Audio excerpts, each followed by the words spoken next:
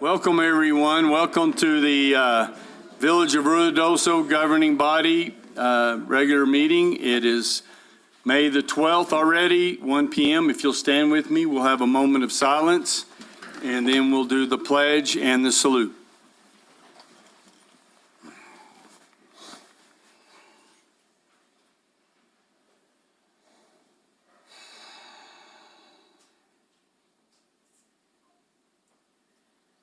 Pledge. I pledge allegiance to the flag of the United States of America and to the republic for which it stands, one nation, under God, indivisible, with liberty and justice for all. I salute the flag of the state of New Mexico, the Zia symbol of perfect friendships among united cultures. All right, everybody, thank you. Beautiful day today. Yes, sir. Got some beautiful trucks outside. If you didn't get a chance to take a look at them, our fire department got some brand new ones, and they are beautiful. Top 6, I think. We'll have the chief talk about them here in a little bit, and Davis up here too, since he picked it all out and put it together. Pretty impressive. Roll call, please, ma'am. Mayor Crawford. Here. Councilor Salas. Here. Councilor Letterman. Here. Councilor Hooker. Here. Councilor Sanchez. Here. And Councilor Brophy. I am here. You have a quorum. Okay, can I get a motion for approval of today's agenda, please? Mr. Mayor, I make a motion to approve the agenda as presented and give the chair the ability to move things around as needed. Second. Discussion? Roll call, please, ma'am. Councilor Hooker. Aye. Councilor Sanchez. Aye. Councilor Salas. Aye. Councilor Letterman. Aye. Councilor Brophy. Aye. All right, bear with me while I read off all the consent regular items. We have quite a few.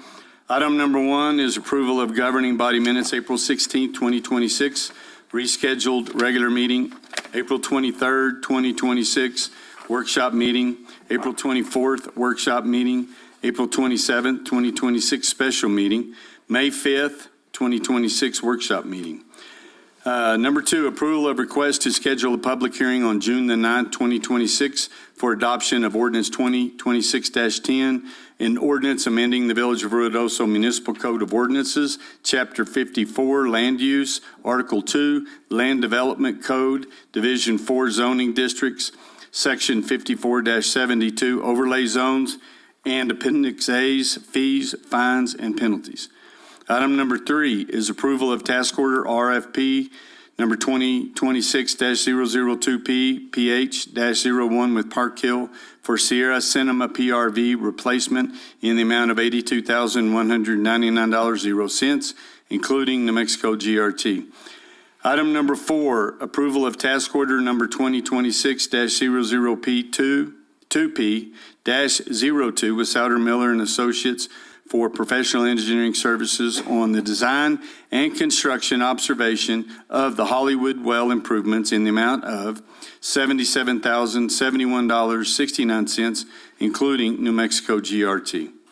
Item number 5, approval of 5th renewal agreement between the Village of Ruidoso and William and/or Elizabeth Hanson, DBA Hanson Consulting, for professional services for a DWI grant program coordinator to run from July 1, 2026 to June 30th, 2027 in an amount not to exceed $93,600.00. Item number 6 is approval of 2nd renewal agreement between the Village of Ruidoso and Melinda Mater for professional services for DWI prevention assistance to run from July 1st, 2026 to June 30th, 2027 in the amount not to exceed $70,800.00.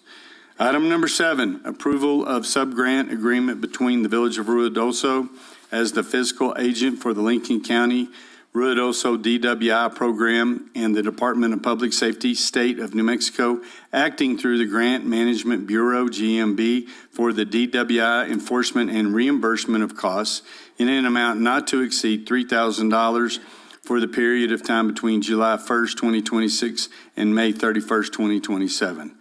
Item number 8, approval of memorandum of understanding between the Village of Ruidoso and the Village of Capitan as the administrative authority for the Village of Capitan Police Department for the DWI enforcement activities and reimbursement of costs in an amount not to exceed $2,000 for the period of time between July 1, 2026 and May 31st, 2027.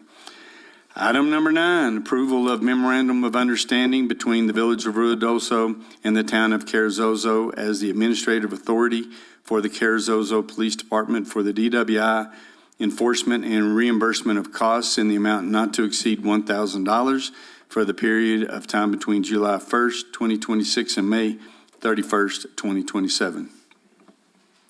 Item number 10, approval of memorandum of understanding between the Village of Ruidoso and the City of Ruidoso Downs as the administrative authority for the Ruidoso Downs Police Department for DWI enforcement and reimbursement of costs in the amount not to exceed $1,000 for the period of time between July 1, 2026 and May 31st, 2027. Item number 11, approval of memorandum of understanding between the Village of Ruidoso as the fiscal agent for the Lincoln County Ruidoso DWI program and the Village of Ruidoso as the administrative authority for the Ruidoso Police Department for DWI enforcement and reimbursement of costs in an amount not to exceed $4,000 for the period of time between July 1st, 2026 and May 31st, 2027. Item number 12, approval of memorandum of understanding between the Village of Ruidoso and the County of Lincoln as the administrative authority for the Lincoln County Sheriff's Office for DWI prevention enforcement activities and reimbursement of costs in an amount not to exceed $2,000 for the period of time between July 1, 2026 and May 31st, 2027. Number 13, approval of contract of services with Hope Floats Addiction Counseling, LLC, to provide individual and group alcohol and domestic violence offender treatment in an amount not to exceed $6,000 for a period of time between July 1st, 2026 and June 1st, 2027. Item number 14, approval of contract for services with Capitan Therapy and Behavioral Health, LLC, to provide therapy and treatment for alcohol, substance abuse, and anger management in the amount not to exceed $6,000 for the period of time between July 1st, 2026 and June 1st, 2027. And that concludes.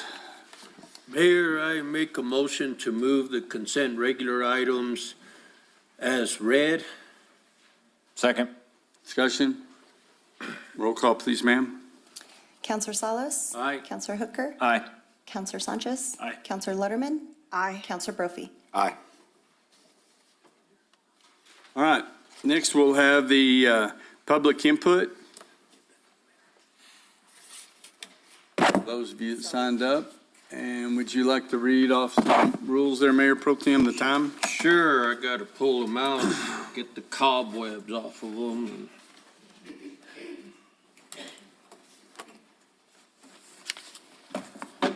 Let's find that. Public input. Limited to the first hour of the meeting, public that would like to speak at the council meeting on an item that is or is not on the agenda, except consent regular items, and does not wish to be scheduled on the agenda, will be provided the opportunity for input at the public input portion of the meeting under the following guidelines. A, presenters shall be either a resident, property owner, or business owner of the Village of Ruidoso. B, presenters shall be required to sign in prior to the start of the public meeting on the public input sign-in sheet provided at the podium and shall provide the required information, name, physical address, telephone number, and topic of discussion.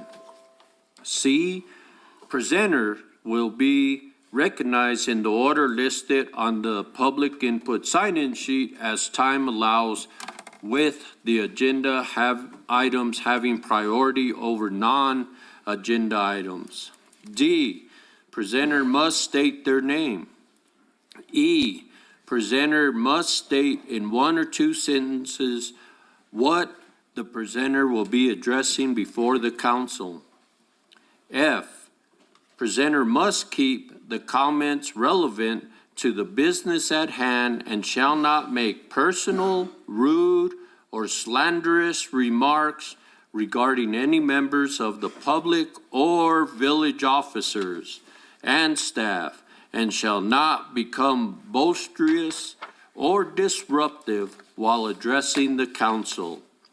The governing body or staff shall not comment or engage in discussion during the public input period. G, presenters shall keep the comment brief and limited to 5 minutes. H, time measurements shall be used to be distributed equally for all presenters. I, if any of the above guidelines are violated, the presenter will be declared out of order and will immediately cease continued comment. J, presenters may only be allowed to speak once. If follow-up comments need to be made, it can only be done at council's discretions. Presenters violating the provision in section F, A through J will be requested to leave the meeting and may be barred by the presiding officer from further audience before the council for a minimum of 6 months. And I'll be the official timekeeper, and I do a 2-minute warning to let you know. How many do we have sign up? 1, 2, 3, 4, 5, 6, 7, 8. Okay, we have enough to give 5 minutes each. I was gonna cut it down to 2 minutes each, and we'll get the meeting started sooner, but no, I won't do that. Ready, Victor Perez.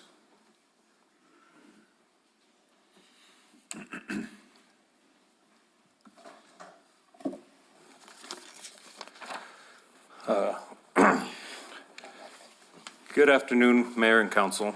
My name is Victor Perez, and today I speak to you as a member of the Ruidoso Professional Firefighters, International Association of Firefighters, Local 3545, as a Ruidoso firefighter, and as a proud resident of this community.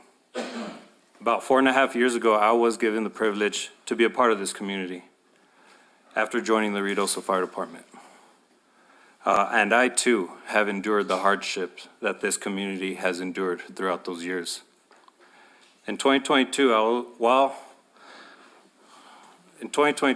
I was present while we helped evacuate the middle school during the McBride fire. In 2024, while traveling to Colorado to propose to my wife, I immediately turned around and came back to Ruidoso after I heard about the fires. I spent the next week assigned to the South Fork fire, and as many members of this community did, I too lost my home in that fire. I then spent the next week, I never left. I stayed with my brothers to make sure this community was safe. In 2025, I was part of the group that made the 6 water rescues on Sudderth, that of which included the 2 children. Later that night, I was unfortunately a part of the group that assisted in the recovery of those who didn't make it. All this amongst hundreds of medical emergencies, motor vehicle accidents, snowstorms, ice storms, close call, wildfires, and so much more. However, as the saying goes, through hell or high water, this village has shown astounding resilience and unity from all departments and from its community throughout each tragedy. From all the utility departments that helped restore water, electricity, gas, or assisted the fire department in each tragedy, to emergency management, who helped from behind the scenes ensure each department had the resources needed to assist one another and to achieve their objectives. And to those in this community who volunteered their own time to help and restore the village. We all stood together. We would like to thank the village for investing into this fire department, for investing into us by helping us obtain hundreds of hours of training every year, and investing in the proper equipment that allows us to protect and save those in desperate need during the worst of times. Equipment that also kept us, the firefighters, safe during all those emergencies. But I must quote my brother Davis, who was here in front of you, March 10th, that this union was not made to financially burden you, but to allow us to work in unison and find common ground to achieve and move this community forward together. I am hopeful that the investment of this fire department, the investment in us firefighters, is something that is taken serious and not pushed aside because of unionization. We, Local 3545, chose to unionize, to be heard, to work with the village, and to do what we must for the safety and betterment of this community. I am still here, we are still here, and will remain here to help the village, because that is our duty and that is our passion. I humbly ask this council to continue to look out for us as we have looked out for this community, and always will. Because, Ruidoso, we are your firefighters. No matter the challenge and no matter the cost, we are here for you. Thank you for your time. Thank you. Thank you. Wesley Hall.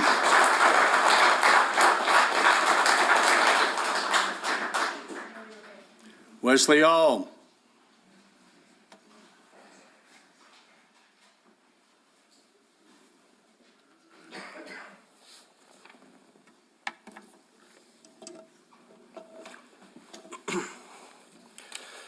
Honorable Mayor, members of Village Council, and fellow citizens, thank you for the opportunity to speak here today.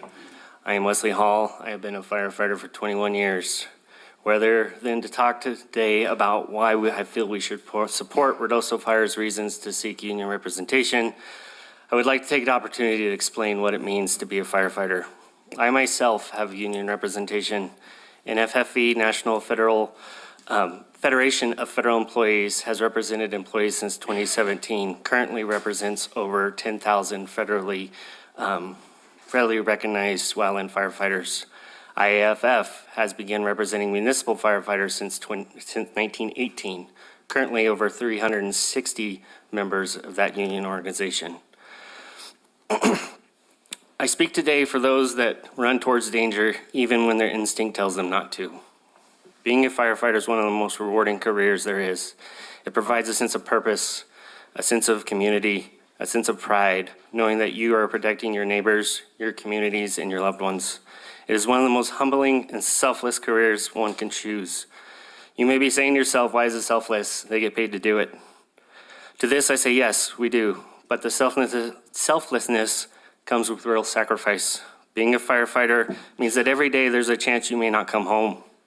Your kids waiting for mom and dad to get off shift, working 24 hours on and 96 hours off over an 18-year period, you will miss almost 6 years of your child's life. Firefighters respond when the call comes. It doesn't matter where you are, what you're doing, or how late it is. This means missing out on much of your personal life that we all take granted for. It means missing out on birthdays, holiday gatherings, anniversaries, dance recitals, and baseball games. And who bears the burden? It's often this firefighter's spouse. They kiss the boo-boos, they explain where mom and dad is, they fix the leaky faucets, and they hold the house together. Divorce rates for firefighters are staggering 20 to 40% higher than the national average. Without that support system, high stress and fatigue results in 1 in 10 firefighters suffering from severe depression. 50% turn into stimulants or to drinking. 50%, again, have thoughts or attempts at suicide. The job is not easy. It is physically demanding. It is mentally demanding. Over 10% will develop cancer, resulting in 72% of deaths for firefighters. A firefighter cannot have a bad day. People's lives are at risk. It is emotionally demanding. You deal with loss daily. Loss of community, loss of life, loss of property, and loss of brethren. I myself had all these things happen to me. Luckily for me, my wife has always been by my side, bearing the burdens and picking up the pieces after the fire is over. So I ask a simple question. Why would we not do everything in our power to support them? Mr. Mayor, who will come rescue you in the middle of the night when you're driving home, swerve to miss an elk and end up upside down in the ditch? It's the firefighters, and why wouldn't we support them? Councilman Sanchez, who will respond when you forget to clean your barbecue grill and set your back deck on fire during your Sunday barbecue? It'll be the firefighters, and why wouldn't we support them? Councilman Brophy, who will come to your aid when the stress of being a political figure results in a heart attack or stroke? That would be the firefighters, and why wouldn't we support them? Councilman Hooker, who would be the first on scene when smoke starts billowing up from the forest? It's the firefighters, and why wouldn't we support them? These men and women are the foundation of the community. They are our true heroes. They deserve our support. Thank you. Thank you. Thank you. Robbie Hall.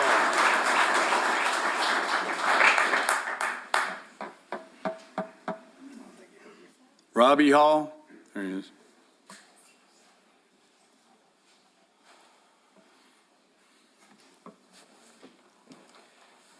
How are y'all today? I appreciate y'all letting us speak. My name's Robbie Hall. I was obviously born and raised in this community. Been here 61 years. I've been 46 years in the fire service. 24 of them were spent in the village of Ruidoso. I support fire 100%, always have, always will. Back when I first started, somewhere around the early 90s, we did have our firefighters go union. They did go union on us. Myself and Chief Reynolds were the only two that were exempt from that union. After that time, things got relatively nice, actually, because our team, my team, because I was under operations with these guys, they become a large team, a quality team. The IFF helped them in a lot of ways because there's a lot of benefits for these guys that a village or a community or a commission or a county cannot do. These guys are international, so it does build a lot of benefits on their half. I retired around 2004. The union disbanded after that. But what I'd like to say is team building is huge. And if the bigger your personnel don't really matter, it's the better your team of those personnel you have. The training opportunities that these people have are humongous. So training your team is a big deal. Also giving them a word to you guys that chiefs and assistant chiefs like I was cannot give. They can let you know what they want and what they need. So their word is key. They're the ones out in the streets. They're the ones upside down in the blood and the mud and the beer. So their word counts. So that's what I have to say today. I appreciate it. If y'all have any questions for me, y'all all know how to get a hold of me. I'll help you out. Thank you. Thank you, Robbie. George Nieto.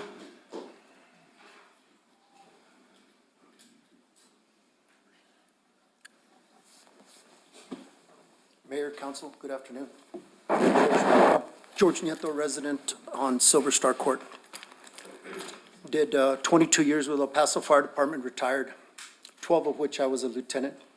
IFSAC SEALs and every certification imaginable.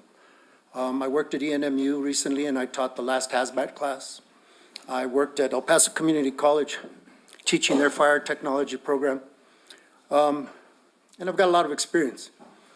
I'm here to support Local 3545, IAFF, and I'd like to start, sorry, the age of technology, I didn't write it down.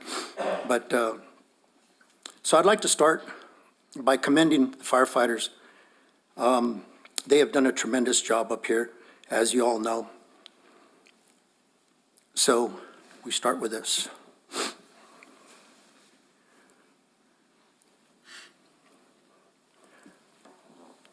They need to be recognized, and they need to have a fair bargaining unit. The reason you want this open dialect is for safety, for concerns, for any kind of subject matter that comes up that needs addressing.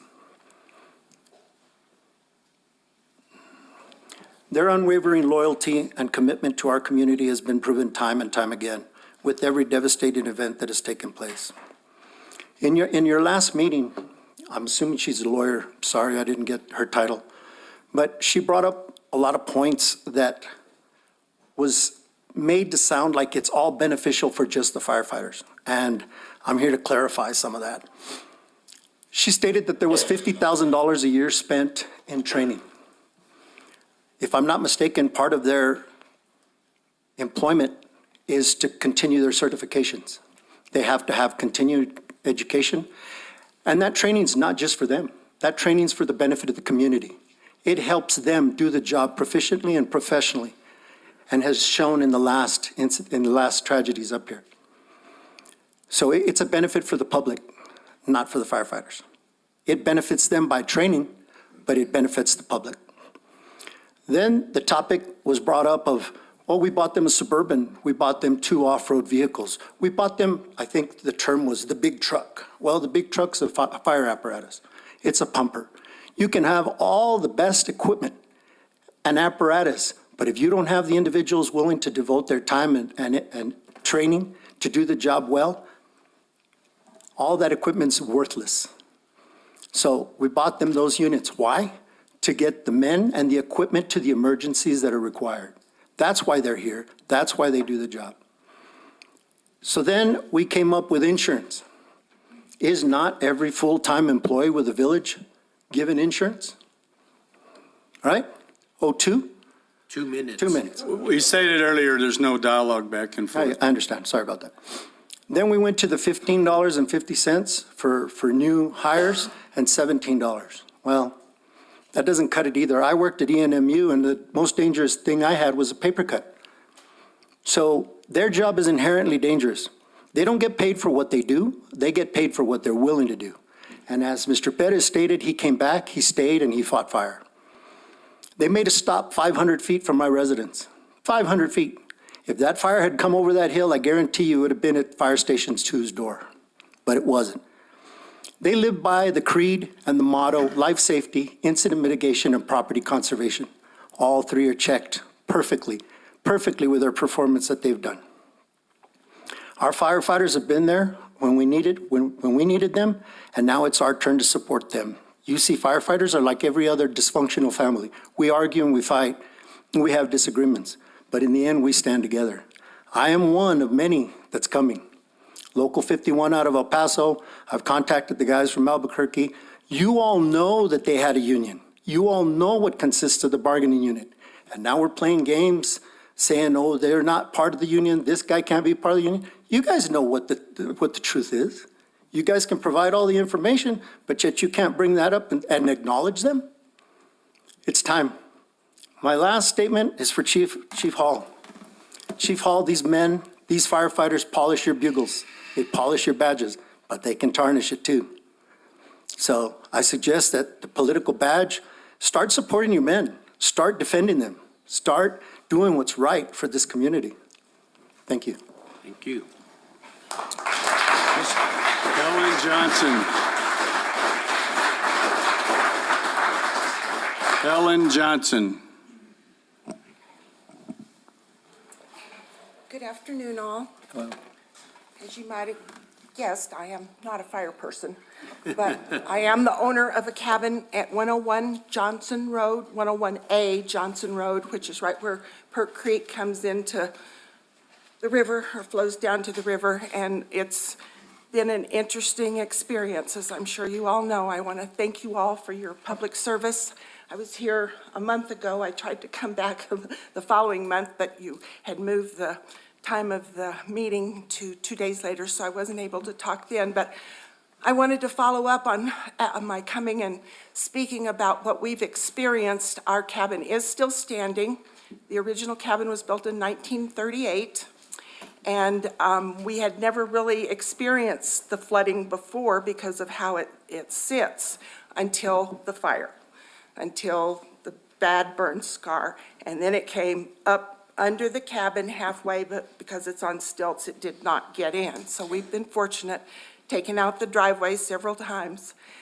And so I came to ask for help for mitigating circumstances, and I was really pleased with the response from Levi Betty. He was very good to come and see the situation and talk to me, and did bring out some other people that sort of came and talked to me.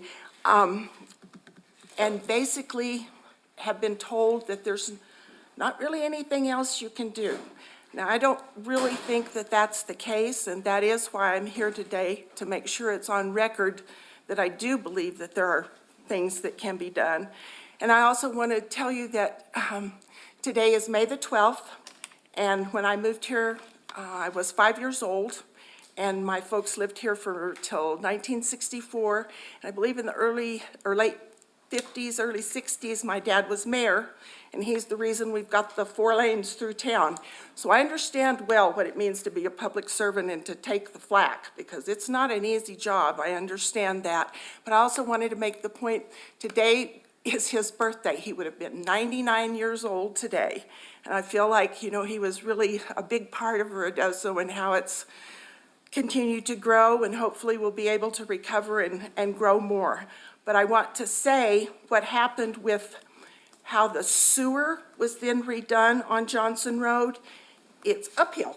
You don't do the sewer uphill, so I'm not really sure how the engineering of that came about. But what that caused was the sewer to back up into our cabin, as well as the one next door, 103 Johnson Road. And that poor fellow has had a nightmare. It's awful. And I can't see that he's really obtained any help. And some of the other ones down the road also had backup problems. They have come out and drained or rotated, whatever they did. And so far, we have not had any more right now, but also then what happened was they did the HESCO barriers. And I'm still not absolutely sure who did that, but I believe that I've been told that if we're in the floodplain and those HESCO barriers cause the water flow to go a different way and cause flooding, that's illegal. Now, I don't know for sure that we're in the floodplain, but I do know those HESCO barriers got put up and I didn't get talked to. And I believe then not only the barriers, but then how the dirt was moved, it's pushed it all farther back up against us. And that's not the water flow. That's not, since 1938, it's never flooded. And we've had some floods, you all know. But now we've got a serious problem, and just a lot of luck is what it's going to be. But I just wanted to make sure that I came and spoke to you and ask again for help, because I do believe that there are things that can be done because the natural flow was for it to turn that corner right there, and what's been done is just pushed it back up against us and against the driveway, which now we're on the 3rd time to fix, I think. And I think the village owns that little strip where Perk Creek runs. I'm not absolutely sure about the ownership, but it's not our property, I know that. Anyway, I believe that municipalities are to help create a safe environment. We have an unsafe situation which could be helped. And I just hope that maybe you all will be able to reassess the situation. I've been told with the sewer business, it's partly the lady below who lost all of her house, and now the flow of it has got to go through her property, and maybe she doesn't want to talk about giving the right-of-way, or I'm not sure. But anyway, the fundamental purpose of our government is to keep people safe. And if I'm there in the summer and that flood comes hard at night, might not be the case. So thank you for your time. Thank you for your efforts. Thank you for your service. And I also want to say I really appreciate the fire department. They've been very helpful to try to mitigate the trees falling on wires and coming to make sure that we are safe. So thank you very much. That's all I got.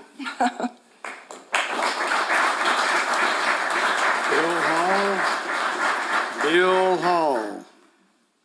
Bill Hall.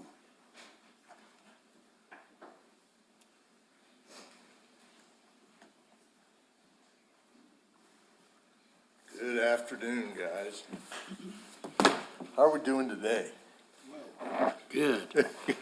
Okay, I had to make notes because otherwise, well, you only give me 5 minutes. I know you got an update coming on the clean and lean.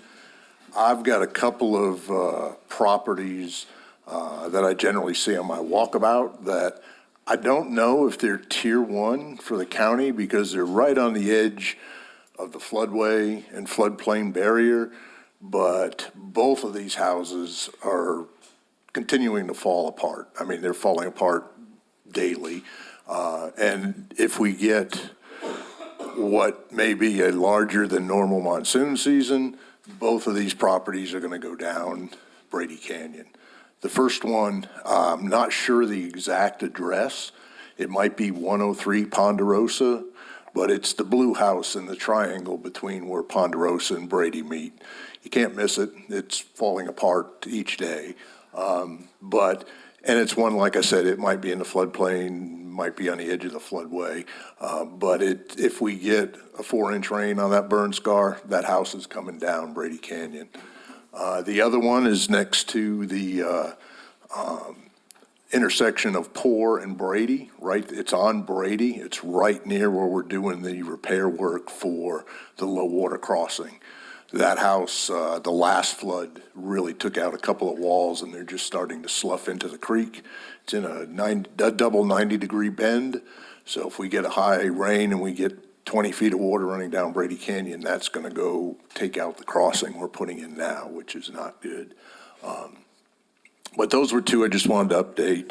Like I said, I don't know where they are, if they're on the list or not, but just have somebody look at them and take a look at it because they are definitely physical hazards. Worse so than even the one that, what was it, that was at 137 Ponderosa. That one's not nearly the same issue as these other two houses. So I'd appreciate somebody would take a look at that. And my other topic was about communication. And I know we've talked about this before, and it's probably be a broken record for me till we come up with a solution from the standpoint about tracking funds since the 2024 fire. We all know we get promised money, we get obligated money, and we get spent money. I would love us to see it updated on a quarterly basis in like their insider. I love the updates that Heath gives on Mondays with the mayor. They're absolutely great. But we're going to be asking for help from the federal government and from the state government for the next 10 years. And we used to do, or we did it with the last water bond. We had these great little brochures that showed, here's what the water bond spends for, here's what we can get. Why can't we do this with all the disaster money out there? You know the state's going to get a large federal interest because of some of the things the state government has done. And you don't want to get them having light looking at, oh, there's all sorts of FEMA fraud going on. I know it's not there, but we have to communicate that better. We really do, because we're going to be asking for money, and you're dealing with legislatures who basically have the attendance of a fourth grader 10 minutes before recess. So that's it, guys. Thanks. Thank you. Thank you, Bill. Will Green. William Green.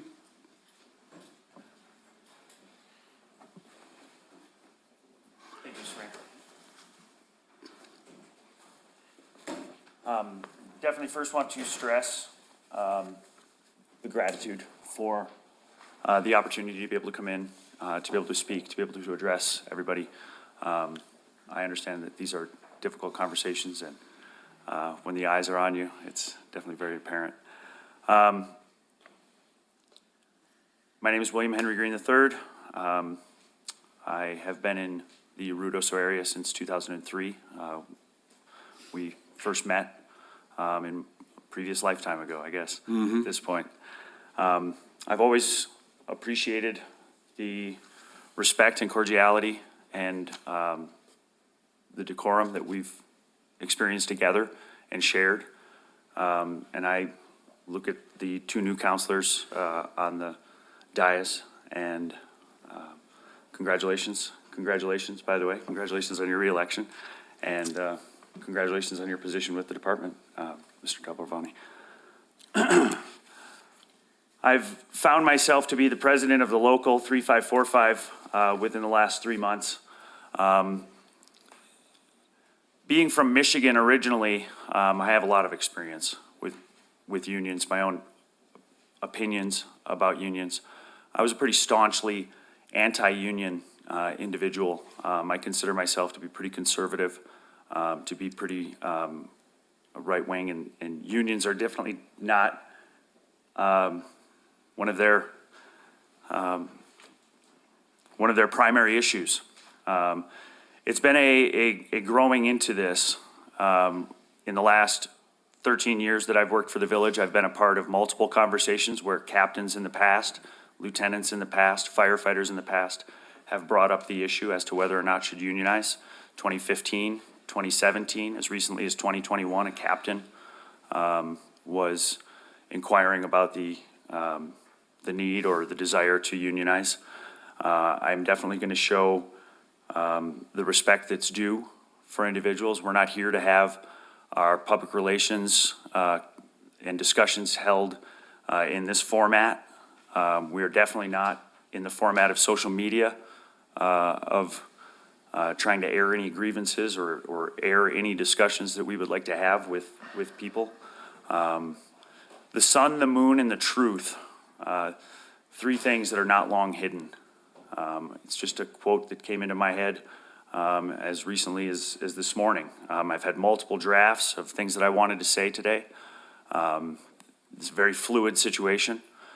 Things change pretty constantly. I'm getting phone calls all the time. We are talking about this stuff pretty consistently. The opportunity to hear Ms. Holcomb, in her presentation to the special meeting that was held 2 weeks ago, did bring some issues to light. There is definitely a one-sided portrayal. I've been in positions of supervision and management at times, and have had people, yes, sir, have had people fail to provide a total picture of what is going on within an issue. And from an operational standpoint, when you're operating with half-truths, it can make a path forward pretty difficult to find. I would state that with the decision on the TRO that was just rendered yesterday, I would hope that everybody has had the opportunity to read it, to consider it. There is further action that is pending. And once again, those are not issues that we are seeking to air publicly and to address publicly. We are here to have reasonable dialogue, to have the proper amount of respect, the proper amount of decorum, and to address you in your capacities as the council and the mayor. I'm sorry. It's a long path ahead. We're committed. We know that you're committed. I think you've been on the council for the entirety of my time working for the village. In the homework that we've been doing, it was really interesting to find that Rafael Salas was a steelworkers union president in the 90s. I don't know if that's the same for the village of Ruidoso. Very interesting little piece. A lot of notes that I'm not going to touch on and that we're not going to discuss. Firefighters have tangible benefits provided by the village. There's intangible benefits. But there's also tangible negatives and there's intangible negatives. It's time, sir. We look forward to speaking with you in the future. Thank you. Thank you.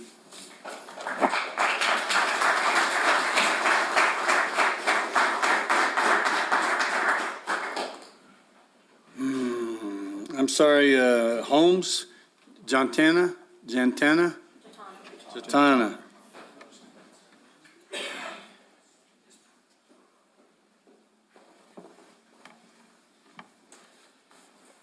Jatana Holmes. I'm a local, been here for about 20 years. I wanted to talk to you about possibly getting an extension on my temporary housing at 115 Alpine Village Road. I lost my rent-to-own home in the South Fork fires about 3 years in. 40 grand, I ended up getting deeded the land. I had actually, before the fire, I had decided I wanted to go back to school. And I had been praying about it, and it's not exactly the way that I thought it would happen, but God made it happen. I don't know, just finished my second semester of the nursing program, so I've got a year left, but I got 2 months before I have to be off of my land.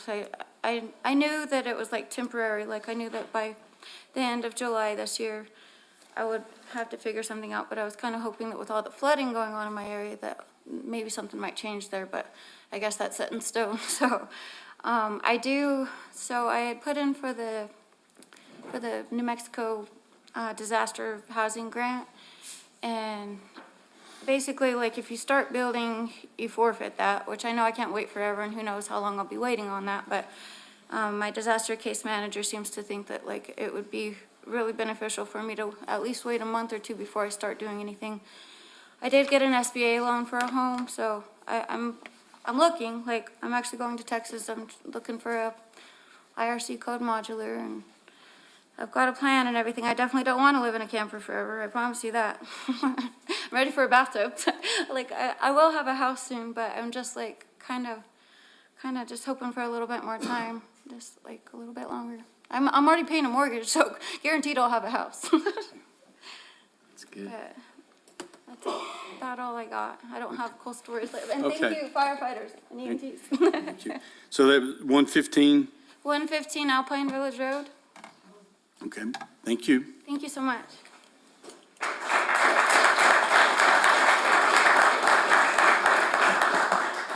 All right, thank you very much. And now we will move on to mail reports and presentations. Presentation of new employees. And people might want to hang around because we got some comments to make on like the clean and lean and the property buyout and some of the different things, but I think they already left, so that's usually what happens. See you later.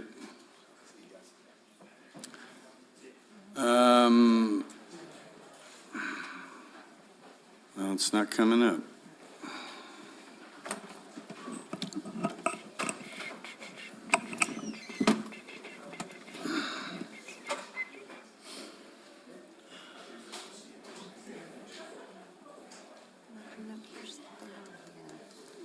Yeah, that's all of them? Yeah, that's all of them. Okay.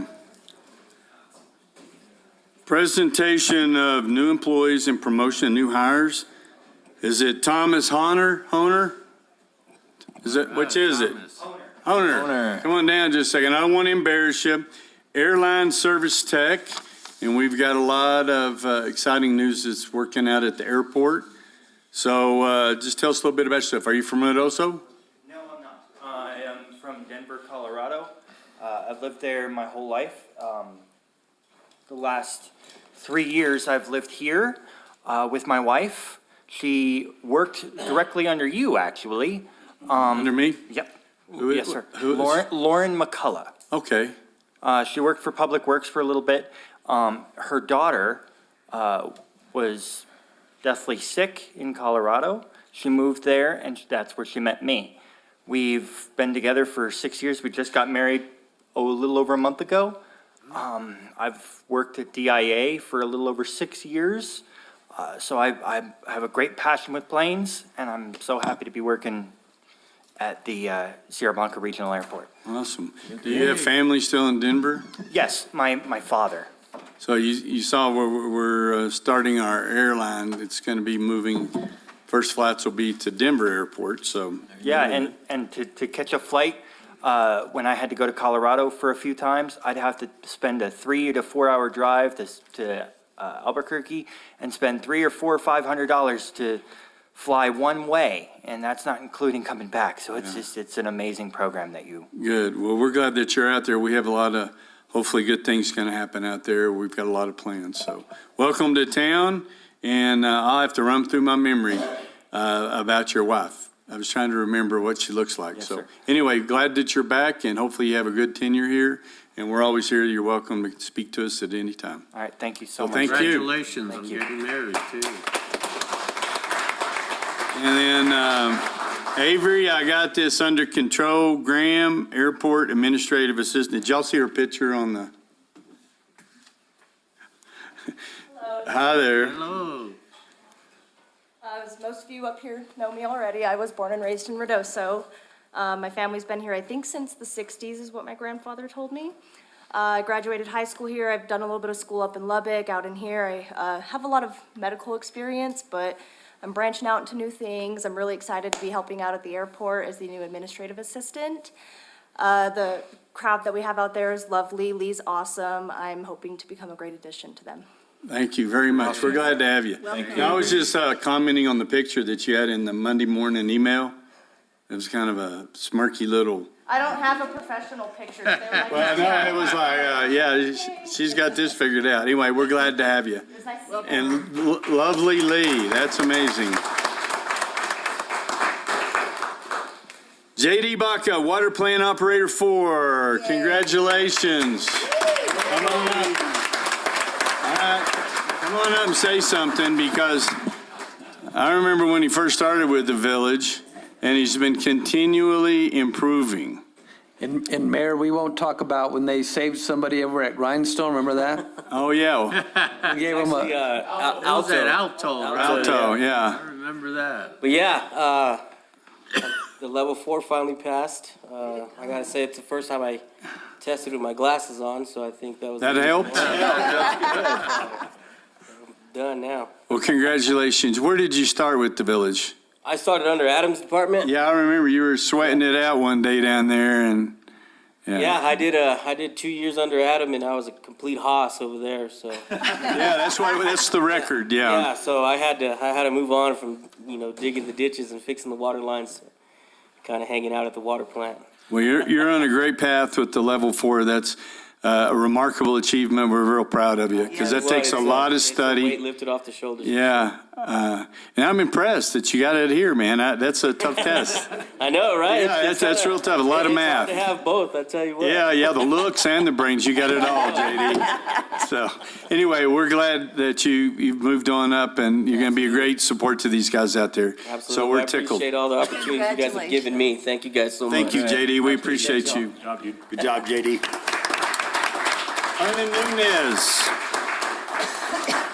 Hernan Nunez, waste. You told me to bartend 20 years ago, too. Oh, did He's multi-talented. Waste distribution foreman. Yay. All right. Effective May 3rd. So you're already there. Yeah, I was foreman for 2 days before I even knew it, so. Well, really? Well, that's, is that good? Yeah. Okay. So how long have you been with the village? This August will be 3 years. Okay, that's pretty good. And I started with, I was on and off with the village. I was lifeguarding, doing that stuff, the pool cashier. But then I just decided to do something full-time, and this is where I came. Excellent. Perfect. Well, we're tickled to have you. Great job. Stay with us, and you can see JD, he keeps moving up, and, we try to offer opportunities and things of that nature, so we're very happy to have you here. And I know those guys need a lot of help over there, so appreciate you. Thank you very much. All right. It's always great when we get, the guys folks that are working for the village to get to move up. We've got some folks here in the front row that have done the same thing. We appreciate that you stay with it and move on. We're going to do an update on accomplishments and disaster recovery in the Lincoln National Forest. I don't see Amanda. Who's speaking for Amanda? Oh, you good? All of you. All of you. You're the, you're. They're the. That's fine. Whichever one wants to come up and visit. Okay. Oh, cool. And I've seen all you folks before, and forgive me, I just don't remember all the names. Y'all were at the emergency tabletop exercise and the planning and different things that you guys have done. So if you would just go around and introduce yourselves again so we can try to get it down. Hello, Mayor and council members. My name is Tanner Nygren. I'm an environmental coordinator for the Lincoln National Forest. Environmental coordinator is basically someone who's making sure we follow the environmental laws and have protections in place for water quality, for air, for soils and all those resources. I also wanted to say I'm a New Mexico local. I'm from Carlsbad, New Mexico. I graduated at Eastern New Mexico University in Portales. I worked for the BLM before the Forest Service. Total 17 years of federal service. Worked in Carlsbad, New Mexico, Moab, Utah, and Durango, Colorado. Moved back here because I grew up coming to camp in these mountains. So I have a love for these mountains. I want to do the right thing over here. Thank you for letting me speak today. My name is Brad Allen. I'm the hydrologist for the Lincoln National Forest. In hydrology and watersheds, we manage surface waters for water quality, quantity, and make sure that the actions that the Forest Service take doesn't impact those resources. I'm newer to New Mexico. I moved here in 2019 when I was still in the Air Force. I retired from the Air Force after 20 years, and I decided that I wanted to continue to serve in some capacity. So before that, I went back to school, and that's why I'm in the position I'm in now. So thank you for your time. Thank you. Hello, all. My name is Jordan Scott. I'm the current acting public affairs officer for the Lincoln National Forest. That is basically someone who's the communication specialist for the forest. So I'm putting out Facebook posts, news releases, talking to our congressionals and things like that. I'm originally from Cloudcroft. I was born and raised there, and have worked for the Forest Service for the past 5 years. I was originally an archaeologist, but just throughout the past year have kind of fallen into this role and taken it on. So thank you all for letting us be here today. Thank you. Afternoon, everyone. Afternoon. My name is Dr. Andres Bolaños. I'm the principal engineer for the Lincoln National Forest and the primary engineer for disaster recovery. I lived here in Ruidoso for the past 10 years, so I want to do good for everybody on this thing. Engineering, simple. I'm telling you, transportation, so glad I'm here. Thank you. All right, let's get started. So this presentation's, let's see if this clicker works. Turn it. There you go. Are you doing it for me? Thank you. Just put that there. So basically, this presentation is to give you a progress report on our disaster recovery efforts in the Lincoln National Forest, the National Forest System lands for the South Fork Fire. Thank you. Oh my gosh. Maybe point it this way a little bit. Nope. You ain't trained in it, see? So we're going to go over some maps to give you context of our jurisdictional boundaries within the burn scar. Go over the timeline from what we've accomplished since the fires, and then a 4 to 5 year outlook. Then we're going to dive into the projects to go over specifics of what we're planning to do, and then talk about some, how we're relaying our message to the public. So let's look at some maps. So here's a map of Ruidoso. Ruidoso's there in the gray, kind of bottom center. You're surrounded by green. That green is our jurisdiction where we manage the Lincoln National Forest. There to the bottom left is the, like that. Oh, sorry. So the bottom left is the Mescalero Apache Reservation, and the land ownership in white and gray is private land, purple is state land, and the top right is BLM land in that dark yellow. So, go ahead. The Blue 2 fire happened in 2024, burned about 7,500 acres. That was solely within the 2012 Little Bear burn scar, which burned about 44,000 acres. The South Fork fire burned about 17,500 acres, and it burned up against the Little Bear fire. And we're going to focus on the Little Bear, or not on the Little Bear, but on the South Fork fire, because the Blue 2 fire burned mostly within the Little Bear fire and cleaned up a lot of the dead and down material in that area. So go ahead.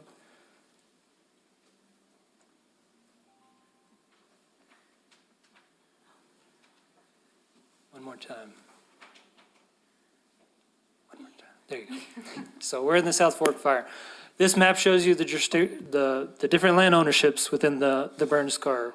Again, we're in the green, the Lincoln National Forest. That's the area we could do disaster recovery work. The tribal land is in the yellow to the left, and then you have private land in gray and white. And I provide this to show you the the extent of what we could do in our jurisdiction. We have about 33% of the burn area in the South Fork fire.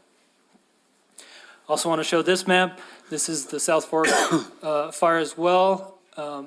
Basically, it shows the likelihood for debris flows. The darker the color, the more likelihood of debris flows.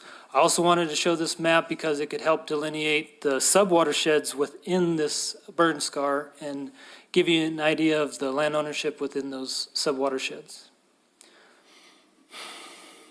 So we'll start on the south end. Just want to turn this blue. There. So we have this blue area. This is basically the Rio Ruidoso sub-watershed.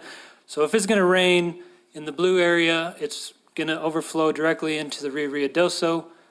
This shows you most of that watershed is on tribal surface, 87%, and a smaller extent is on Forest Service land and private land. And then moving to the right, you have Perk Canyon, which has mostly National Forest System land, 70%, 28% tribal surface, and a small percentage of private surface burned. Next one. Moving over to the right is Brady Canyon drainage. This sub-watershed is 80% National Forest System lands, 20% private lands. No tribal lands in this one. The outlet for this burned watershed is basically over there by Sudderth and Meacham. Right there where it comes into Brady Canyon, where Adobe Plaza was at? Yes. And then if you combine all those watersheds, because those directly flow south, southeast into Rio Ruidoso, most directly, 64% of that burned watershed is tribal surface, 28% is on us, Lincoln National Forest. If we move up into Cedar Creek, half of that watershed is on Lincoln National Forest, and the remainder is split between tribal and private surface. And that empties out pretty close to our office. Next is Alpine Village sub-watershed. Most of all that is private surface, empties out in that outlet behind the bowling alley and then flows down into the schools. Next one.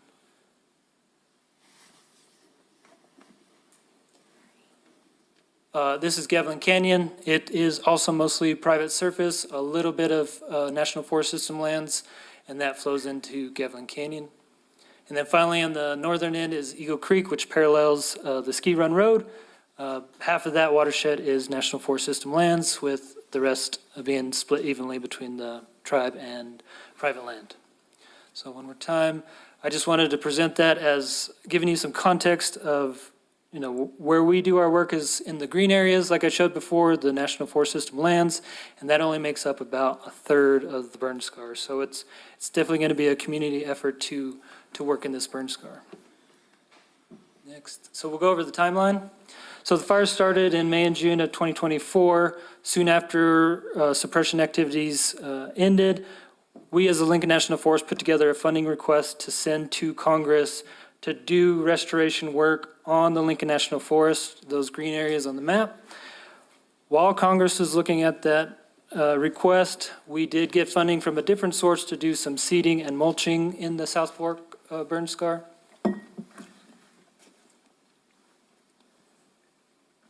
This map shows you the areas we seeded. So the purple's outlined, or the areas outlined in purple is basically where we did some aerial seeding. The South Fork burn scar is highlighted or outlined in blue. The red, yellow, and turquoise areas are the areas that have different levels of soil burn severity. If it's red, it means it burned really hot. A lot of trees died. Yellow as well. Most of the trees died in yellow too. So our efforts were to, with the funds we had and the amount of seed we had, we focused on the areas that burned the hottest and burned up the seed source. So that's where we targeted our aerial seeding. At the end of 2024, Congress passed the American Relief Act, which appropriated $124 million to the Lincoln National Forest, or the Forest Service, to do work on the South Fork and Blue 2 burn scars. As you can see from this pie chart, most of the funds are going to go to fuels reduction and reforestation work. Fuels reduction is basically the removal of the dead trees in the burn scar. Cut, skid, and deck and remove and dispose, or chip and masticate on site. Can I ask a question? Go ahead. Real quick? So with that being said, pardon me. So how does that help prevent the flooding. When you take, I know taking down the trees is important because we don't want them coming down with everything. But, and I know that you've seeded, I mean, thank you very much. But how can you help us with the waters coming off of the forest? Right, I understand. We'll go over some of the projects that are going to help with some of that. Brad will talk about some of the watershed restoration work that should help directly with that. Removing the trees, not all the trees will be removed. Some will be masticated, spreading the mulch on the ground, which slows the water velocity from rain events, hitting the soil, displacing, and doing overland flows. Trees could be left on site too, like felled strategically within drainages, that sort of thing for fuels reduction work. But we'll go into more about more work we're doing. Thank you. Yeah. So we have other funding to do infrastructure repairs as well as watershed restoration work. Go ahead. In 2025, we completed some assessments, post-fire hazard tree assessments, identifying the trees that need to be cut along roads, trails, along near to some of the city's water towers. We also did a post-fire forestry assessment that identified areas for reforestation planting. We established 3 agreements with partners, one being the National Forest Foundation. We partnered with them to help with watershed restoration work, these in-channel treatments, flood mitigation work, and the fuels reduction work. We're also partnered with the International Mountain Bike Association to help with assessment and restoration of the mountain bike trails just west of Ruidoso here. And then we're in agreement with Lincoln County to do some road work. We also, part of the funding that we received from Congress, we included in it, or our office in Albuquerque included a portion to provide to New Mexico Forestry, which is $13.5 million to New Mexico Forestry, so that money could be used on private land to help with the South Fork disaster recovery. And then finally, we did some initial hazard tree mitigation by cutting some trees along Ski Run Road and Cedar Creek Road there too. And the state funding on that 13.5, is that some of the money they used over in the county on Gavilan Canyon? I'm not quite sure what You don't know they've where it's used the been funds spent? yet. Okay. Yeah. All I'm aware is that the funds were provided to them through a grant. So in 2026, this year, we did some more hazard tree mitigation around Oak Grove Campground and Buck Mountain Road, which is an important road that's not open to the public, but it goes to some comm towers near Ski Apache. We also did road work on Eagle Creek Road, which is right off of Ski Run Road, as well as Bonita Road. We did flood mitigation work in Perk Canyon. We finished that, or most of that, in February by dropping some trees in the drainage to hopefully slow some of the water velocity in that drainage. But we're moving on to Upper Cedar Creek and Brady Canyon later on this year. We also had some trail assessments completed for mountain bike trails and wilderness trails that were burned in the fire, and also starting a wreck site assessment where we have a firm that's doing assessments on our campgrounds, our trailheads, and we're coming up with plans to either reconstruct as is or relocate. So let's take a broader look at our timeline with our disaster recovery initiatives for with fuels reduction and watershed restoration. We're in the assessment design phase and completing our environmental reviews now, and then hopefully implementing that watershed flood mitigation, the fuels reduction, the removal of the trees by fall of this year. We'll start that. Hazard tree mitigation is in the middle of implementation, hopefully finishing up by the end of 2027. And then we have reforestation. We kind of have areas planned out for the next 4 or 5 years, implementing towards the end of monsoon seasons. I have cultural surveys up here because as a federal agency, we're required to do heritage surveys if there's service disturbance activities. So to be more efficient with our time, we included that in our funding requests to have the entire burn scars surveyed for historical and prehistorical sites. So it just sets us sets us up for just going smoothly through implementation. Trails and rec site repairs, hopefully we're starting doing some of that work by the end of this year. And then finally, road repairs is going to be a cycle based on monsoon events and having to do repairs throughout the years. So let's get into the projects themselves one more time. We're going to go through these projects that we have going on, from watershed restoration work to reforestation, and we'll start off with Brad. Thanks, Tanner. So I'm going to kind of keep looking up here. So after the fire, so most of the risks that happen after a fire are actually after, they come after the fire, the flooding, all of those different effects that happen. So we did initial assessments, and we're actually just finishing up our larger scale assessment with the National Stream and Aquatic Ecology Center, which is one of our Forest Service-wide teams that looks at water's impact to infrastructure and forest resources. And so they're doing actually work in North Carolina following those floods as well. So their two main projects are there and here. So our goals, though, are one, mitigating the short term of where we can, but also looking at the long term, because the actions that we take early on can have a huge effect on what occurs in the amount of recovery that we can see later on in the recovery process. And so our goal was to both fix stream incision, which increases water velocity, restart some of those healthy ecological processes. We're in the Southwest. We have not a lot of water, but it's one of our most precious resources. And so being able to repair and restore those areas where water flows to both buffer our water for water quality, but also healthy riparian and stream systems help buffer for floods. In addition to those ecological processes, we also want to accelerate vegetation succession. So after a fire, there's all these different effects that occur. Soil conditions change. That's why we get a lot of runoff. We lose all of that vegetation, and it really changes just how hydrology works in the mountains. The best way to recover watersheds is to get vegetation back on the landscape. But we can't just plant trees, because those conditions that trees need to survive have not changed. And so you end up increasing mortality, the trees die. And so we spend a lot of money for not a lot of result. So we want to, we're going to be doing soil treatments and other things like that that will help restart those successional processes of restoring that landscape. So we are using low-tech process-based, like nature-based solutions as much as we can. One, there's less maintenance involved in the long run, which helps with cost, but it's also natural on the landscape, which is what we're trying to do.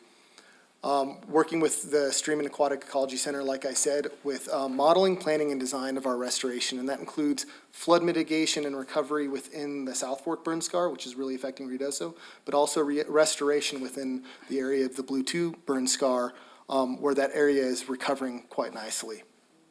Which area? The Rio Bonito. So near Bonito Lake, the Rio Bonito corridor, there's a lot of work going on there through a lot of different agencies. Was that mainly from the Blue 2? That's where that one was from? Yes, sir. The Blue 2 was the reburn, and it was mainly low burn severity, so it actually really helped out the landscape. And so there were not really any long-term effects from that fire. And we're kind of getting into the period after the Little Bear burn scar where things are stabilizing and we can do a lot of that restoration work. Can we just touch back when you said soil and land restoration? I've been up there. A lot of that's bedrock that I walked on. I mean, that's just, what do you do there? In which, like in the South Fork? For the South Fork fire? Mm-hmm. So up above Perk Canyon, when you go up there hiking, it's pretty bad. Yes, sir. And so one, we work in the slopes that we're not going to lose those soils. So we're not going to be doing soil work on slopes that are usually probably greater than 30-40%, because we'll lose them. So what that means is we're going to be working on the tops of, you said, the ridges.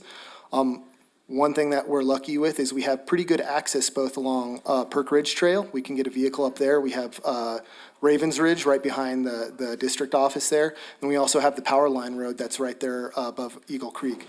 So those are, we're going to be doing most of that work. There are areas that we can't restore soils. It's a recovery process.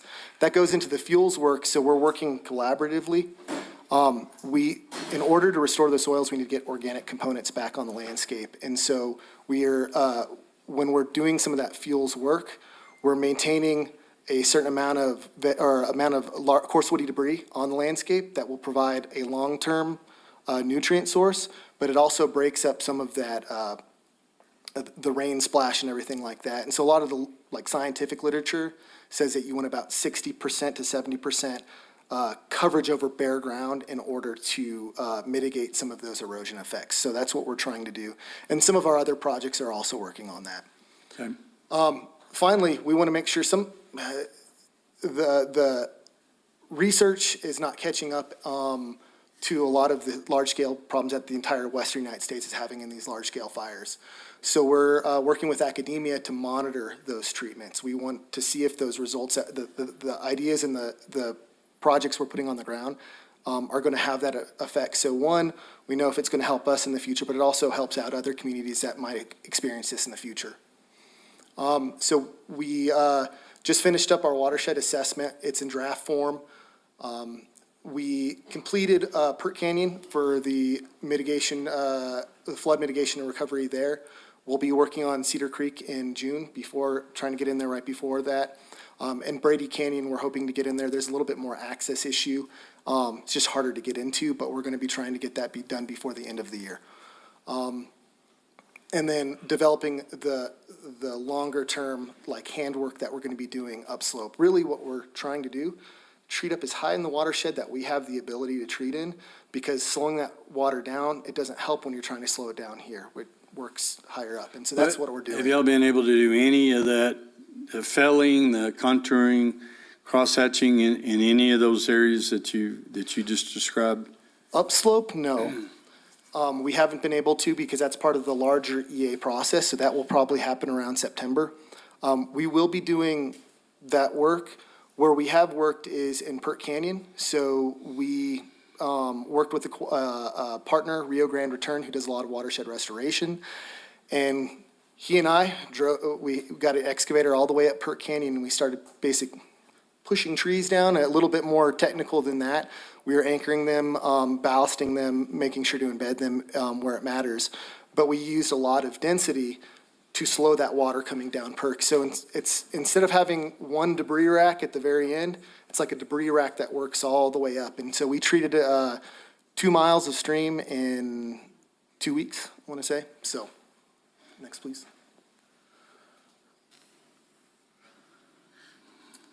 So these are the watersheds where our project areas are. You can already see Pert Canyon, Brady is above that, and then Cedar Creek. One of the difficulties that we're involved with on Cedar Creek is just that jurisdictional issue in the middle. So the flooding that we saw in Cedar Creek last year is because the storm sat basically right over top of that private land and kind of came in. It wasn't actually higher up in the watershed. But we're treating everywhere that we can treat. So some of the longer term structures, this is in Big Bear Canyon. That's actually what we call a beaver dam analog. And that's kind of what our normal restoration techniques look like. So would you describe where Big Bear Canyon's at? Yes, sir. Big Bear Canyon is at the very end of the Rio Bonito corridor. It flows, it's the next canyon west of South Fork, Right. Rio Bonito. And so that, we're doing a large-scale restoration work. This is just one photo. We've actually had a lot of work going on in there, and we have about 100 of these low-tech structures there. On the right-hand side, that's work that our partner is working on in the Hermit's Peak Calf Canyon, and so that's what some of that upslope treatment's going to look like. Reduce rilling and that hill slope erosion. Next. This is the work that we did in Pert Canyon. That's Reed with Rio Grande Return on the excavator, and so we worked our way all the way up.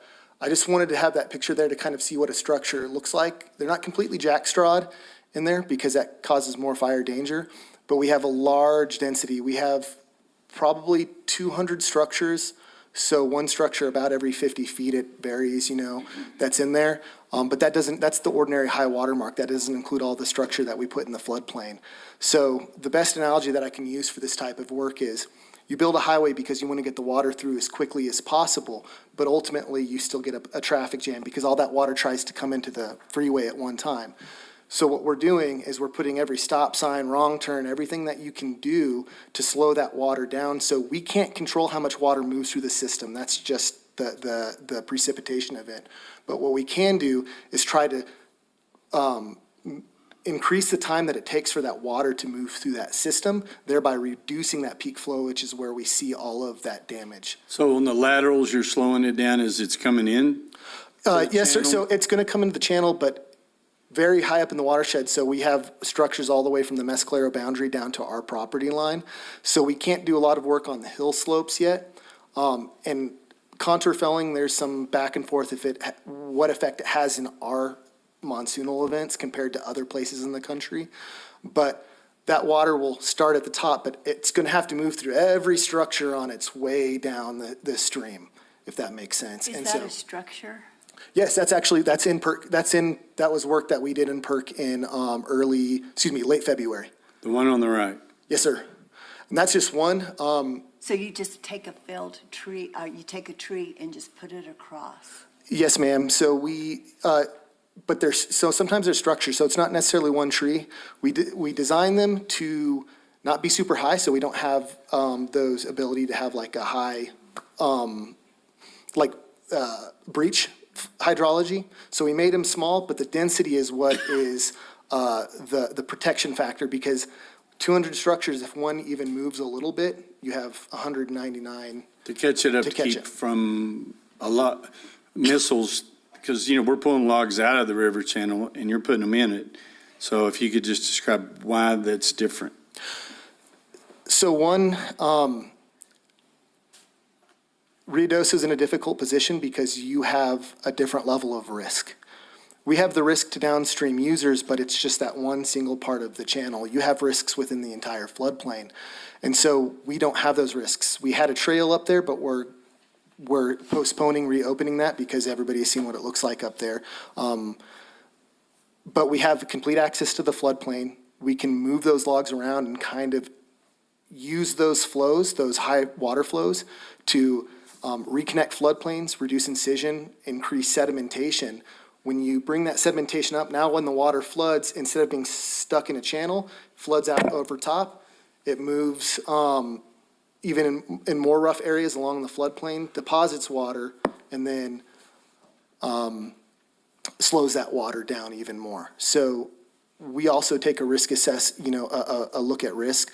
But when we do that, we do increase flood stage within the canyon, but it's not going to affect downstream users because it's still slowing that water down. So you want the water to be spread out? Yes, ma'am. Okay. Next, please. We're trying to slow it down higher up in the watershed. Absolutely. Before it gets to Ruidoso. And I don't have a picture of a hydrograph, but a hydrograph just kind of is a graph of the water, the amount of water moving through a system through time. And so in a big flood that we have, it moves, you have a precipitation event, it peaks, and when all that water comes together really quickly, you have a really short but sharp peak, and that's where you have all that damage, the flood wave that moved through Ruidoso. It's just that really big peak that moves through. What happens is we're flattening that curve and it's spreading it out over time. So the amount of water is still going through there over a longer period of time. It's just not going to have that peak flow. So what percentage of work have we even got started on? So PERC, the initial treatment's done. The rest of the work that will be up there will be that upper slope work that I spoke about earlier. Some of the smaller canyons, some of the rilling. Rio Grande Return has a hand crew, a saw crew, and they'll be working on that. Cedar Creek, we're going to be trying to start that at the very beginning of June. We'll try and have that completed before monsoon. We'll still continue handwork after that period of time with Rio Grande Return's availability, but we won't be able to get a machine up PERC Canyon during the flood events because we just don't want it to now become a permanent fixture of the landscape. This is also work that was on Hermit's Peak Calf Canyon, and that's a debris rack, but it's much higher up in the watershed. That way it doesn't have to be cleaned out. It kind of helps agrade some of that material and keep some of that material from moving down. Can I ask a quick question? So dissipation of volume and flow obviously is what the objective is for the trash racks and everything that you're doing by expanding the waterway coming down, right? Like Yes, sir. slowing down the volume and dissipating that flow. rechanneling those water, or the width of the water as it comes back to the downstream user and comes into the waterways that we've already cleared and done all of those types of things. Is there any type of mitigation project that does that, or are we're spreading the water out and hoping that it dissipates enough by the time it gets into our waterways? So in the areas that we're working, yes, we're trying to slow and sink the water as much as we can on our property so that the water that enters Ruidoso, say Perk Canyon, Right. there's just less volume moving at one period of time. However, that still can, especially when it's channelized and bank work and everything like that, does actually destabilize those banks. So you might still get erosion coming through those channels that have been cleaned out. But we're trying to slow it and sink it on our.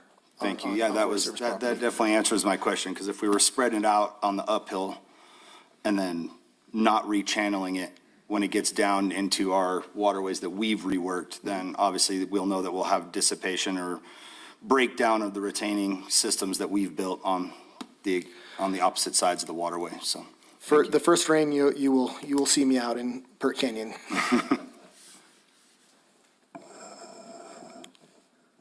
All right, for hazard tree mitigation, we tackled this in 3 phases. The first phase is done. We cut 860 trees along Ski Run Road, Cedar Creek, basically along major roads and near water towers and the like. Phase 2 is underway right now, hopefully finishing up this at the end of the summer. And then phase 3 is the biggest chunk of hazard tree mitigation. We took a 150-foot buffer along all the roads, all the trails, property boundaries, and around our campsites and other infrastructure. And that's in one project where we're going to go in, cut the trees down, and remove them. And that's going to start this fall. This map here is South Fork Fire. It's outlined in blue. The yellow is actually National Forest System lands within the burn scar, and the red dots are where we've already cut trees. They're just laying on the ground now until phase 3 this fall. This is a picture of Cedar Creek Road where we had hazard trees that could fall on the road, and they're on the right side laying on the ground and going to be picked up for phase 3. For recreation site restoration, we're assessing 7 sites, campgrounds, trailheads that are a popular use in the area, like Oak Grove Campground, Sam Tobias Group Campground up Cedar Creek. We have a firm out of Albuquerque and Las Cruces. I think their name is Horrocks. They're a firm that's assessing these sites, looking at the feasibility of either reconstructing where they're at or need to relocate. And we want to open our rec sites back up, so. Yeah, Sam Tobias, that's so popular. I hope that we can open those back up. We should have our recommendation and design plans by November. But yes, we understand that they're very, very popular close to town. The trails are very popular. We want to reestablish them as best we can. Okay. But also keep them safe. Here's just some pictures of the wreck sites damaged by fire and flooding in Cedar Creek. We're looking to see if we should have the group site so close to the floodplain like this, because we don't want people camping in a new floodplain. So for trail restoration, we looked at and we assessed 46 miles of trail through our partnerships with National Forest Foundation and IMBA.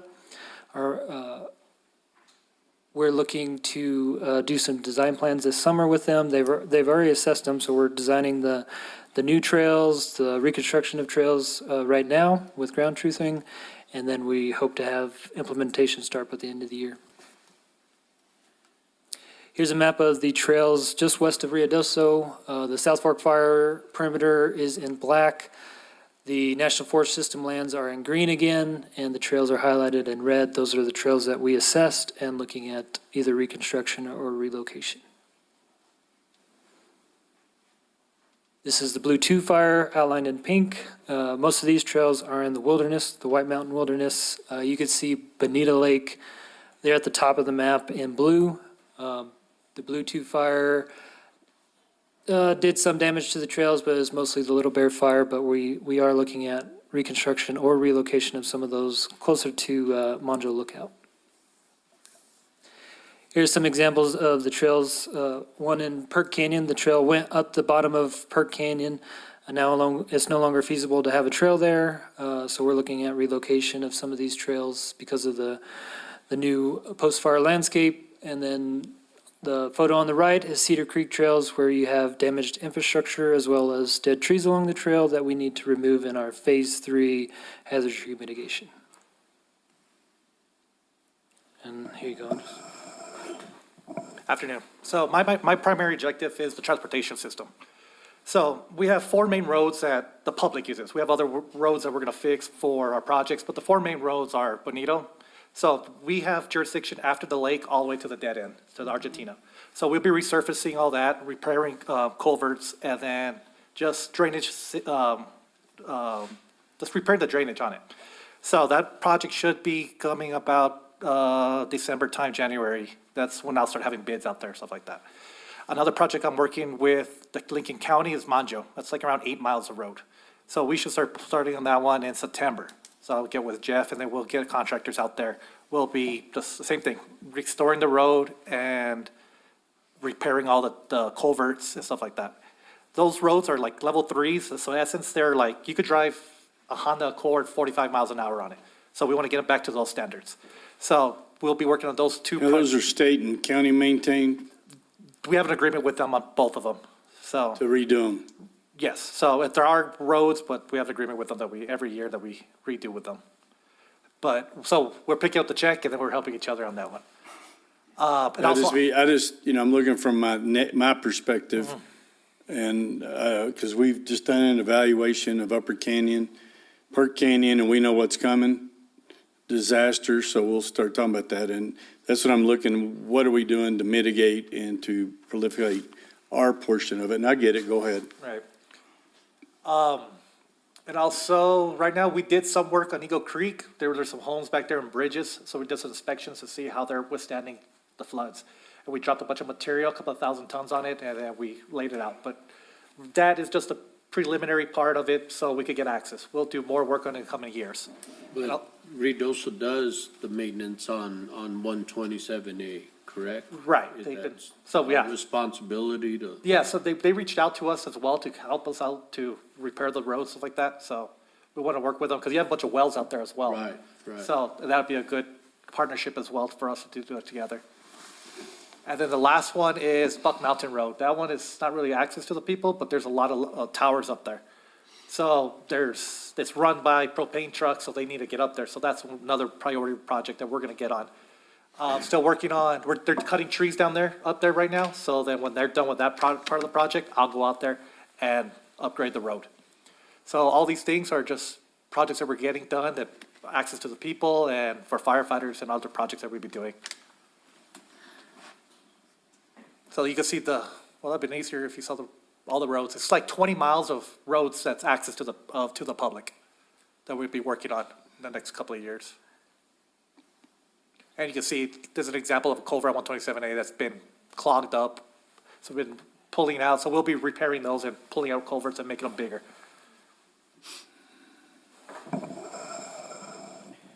All right, so we also have a 5-year reforestation plan where we're planting trees. We plan to plant close to 1 million trees by 2030 within 3,000 acres of the Bluetooth burn scar and the South Fork fire. That was part of the funding that we requested from Congress.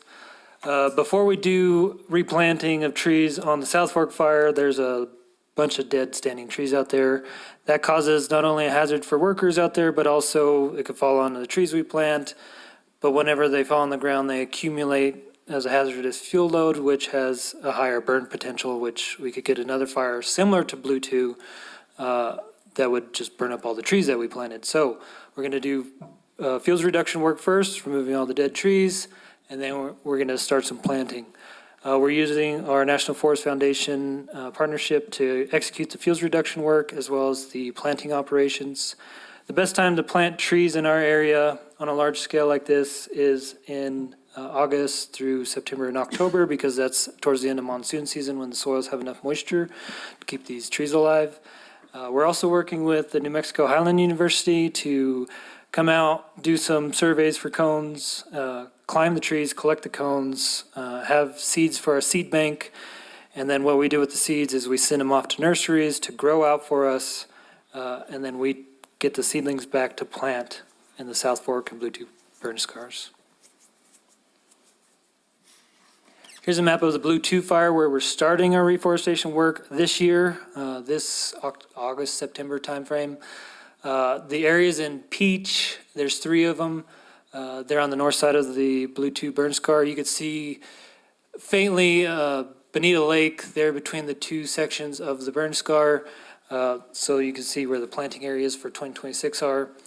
The 2027 replanting areas are in yellow. Then we're moving on to green, purple, and then purple is 2029 plantings. No areas planned for 2030 in this area, so go to South Fork. Can I ask one question? Mm-hmm. So is there a time from a fire, is there a process that you have to go through before you can start planting in our burn scars? I mean, here, okay, just an average citizen, great. So you're planting at Bonito. I'm in need right here. Is there a process that you cannot plant for so many years or months or whatever? I mean, it just, to me, it doesn't make sense. When we are in need, we're flooding, and, I mean, the structures, great. I don't understand. Our plans with soil amendments and reseeding and that sort of thing is do a better job at controlling the soil movement than planting trees themselves. The trees are to reforest the forest because they take up a small area. And grass seed will actually, if you spread that across the landscape, will have more of a root system to hold the soil in place. Okay. Did you have more to add? Yes, ma'am. So it really, what dictates where we're planting is there have been plantings that have occurred in the past where just shotgun trees out, and we have a lot of low survivability, especially in the Southwest, because the average precipitation we have here is about 25 inches of rain annually, and so we're really, that's our limiting resource. So one of the things that we're working with our restoration forester, Bill Braun, is we're trying to identify those best places where we're going to have the best survivability. Okay. What that looks like is kind of a lot of modeling and kind of, taking geospatial data, but we're applying a model to that kind of both shows where we have accumulation, where we might have wetter or more moist soils that help survivability, where they're going to be shaded by the sun, so planting on north-facing slopes versus southern-facing slopes, and then also planting the trees that belong in the areas that they're supposed to be. We're in this really unique area where we have kind of the same amount of rainfall across the forest from, Ruidoso to the Mescalero boundary. So really what changes the forest itself in that composition is the aspect where the sun hits. And so you have certain sides of the mountain that are a completely, pinyon juniper, whereas on the north sides you have mixed conifer. So if we plant different trees, on the south sides, we're looking at like less survivability. So why we haven't planted yet on the South Fork is we're looking at those places that we can get trees that are going to survive longer in a shorter period of time. Okay. I hope that helps. Thank you very much. Because I know as a hydrologist, you were talking about the earlier portion of Perk Canyon, that couple that was just sitting here earlier. That's what's happening. We had 24 flooding events last year, so it doesn't matter what we do. And so her house is getting backed up with poop and everything else because of different events that keep coming through. And so that's what we're looking at is, and I know there's people watching online, mitigation efforts that's being made to slow down. And right now, it's not trees, it's the felling, it's all the different things that you talked about, spreading the water out, all of those issues. And that's what's going to help protect that Perk Canyon area a little bit more this monsoon. Yes, sir. Really, it's like you have to go almost in a certain order, right? We have a lot of water that falls at one period of time, but most of it we lose to runoff and surface flow. We don't get a lot of that infiltration in the soils. Some of that's just our soil type, but also some of that is our post-fire effects. So we're like, now we have to slow down the water. Well, how do we slow the water? Well, we need to get vegetation on the landscape. Well, how do we do that? We need to look at the soil conditions, so we need to look at what soil treatments we can do. Where do we need to get trees and where can we get vegetation on the landscape? And so it's a series of different things that we're really looking at to make sure that we have the best success in the shortest period of time. There's a lot to it. Yeah, there's a lot. Yes, and- ma'am. Because we get questions like, why aren't we just building a dam up there? You know, that just would seem simple, huh? But it's not our property. It's forestry property, tribal property. And so there's things that are being done to slow that water down as it comes. So this is the South Fork burn scar outlined in red. We are not planting in the South Fork burn scar until 2028 because we got to do the fuels reduction work, which is the removal of the trees, doing some watershed work, some soil treatments, and then we could plant the trees in there. Starting in the green area and then moving into the purple areas in 2029 and then in blue areas 2030 and then so on in the out years. We're not stopping in 2030. We'll keep going after that. Here's a picture of the top of Gavilan Ridge from the McBride fire. We had a treatment up there where we did fuels reduction work where we removed the trees. We piled some and we put some log decks up there. But this gives you an idea of what we're trying to strive for on the South Fork fire to remove those fuels and remove the hazards so we have a good site conditions for reforestation.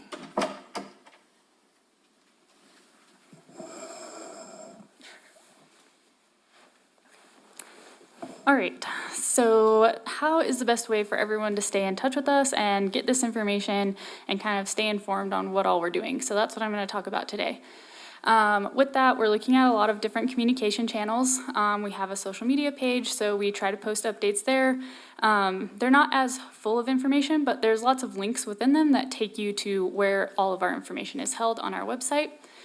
We also do press releases. These are coming out prior to implementation of projects and then post-implementation when we're finished so people can stay in touch with what's going on and when we're done.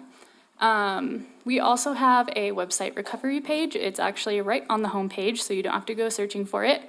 And it lays out everything that we've laid out today and will continue to be updated throughout our process. So if you guys get questions about that, you can direct people there and they're going to get a ton of information, whether they read it or not.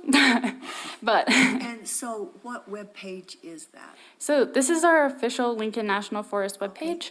And I actually am going to have a QR code in the presentation, so anyone online or if this is being recorded, people can grab that.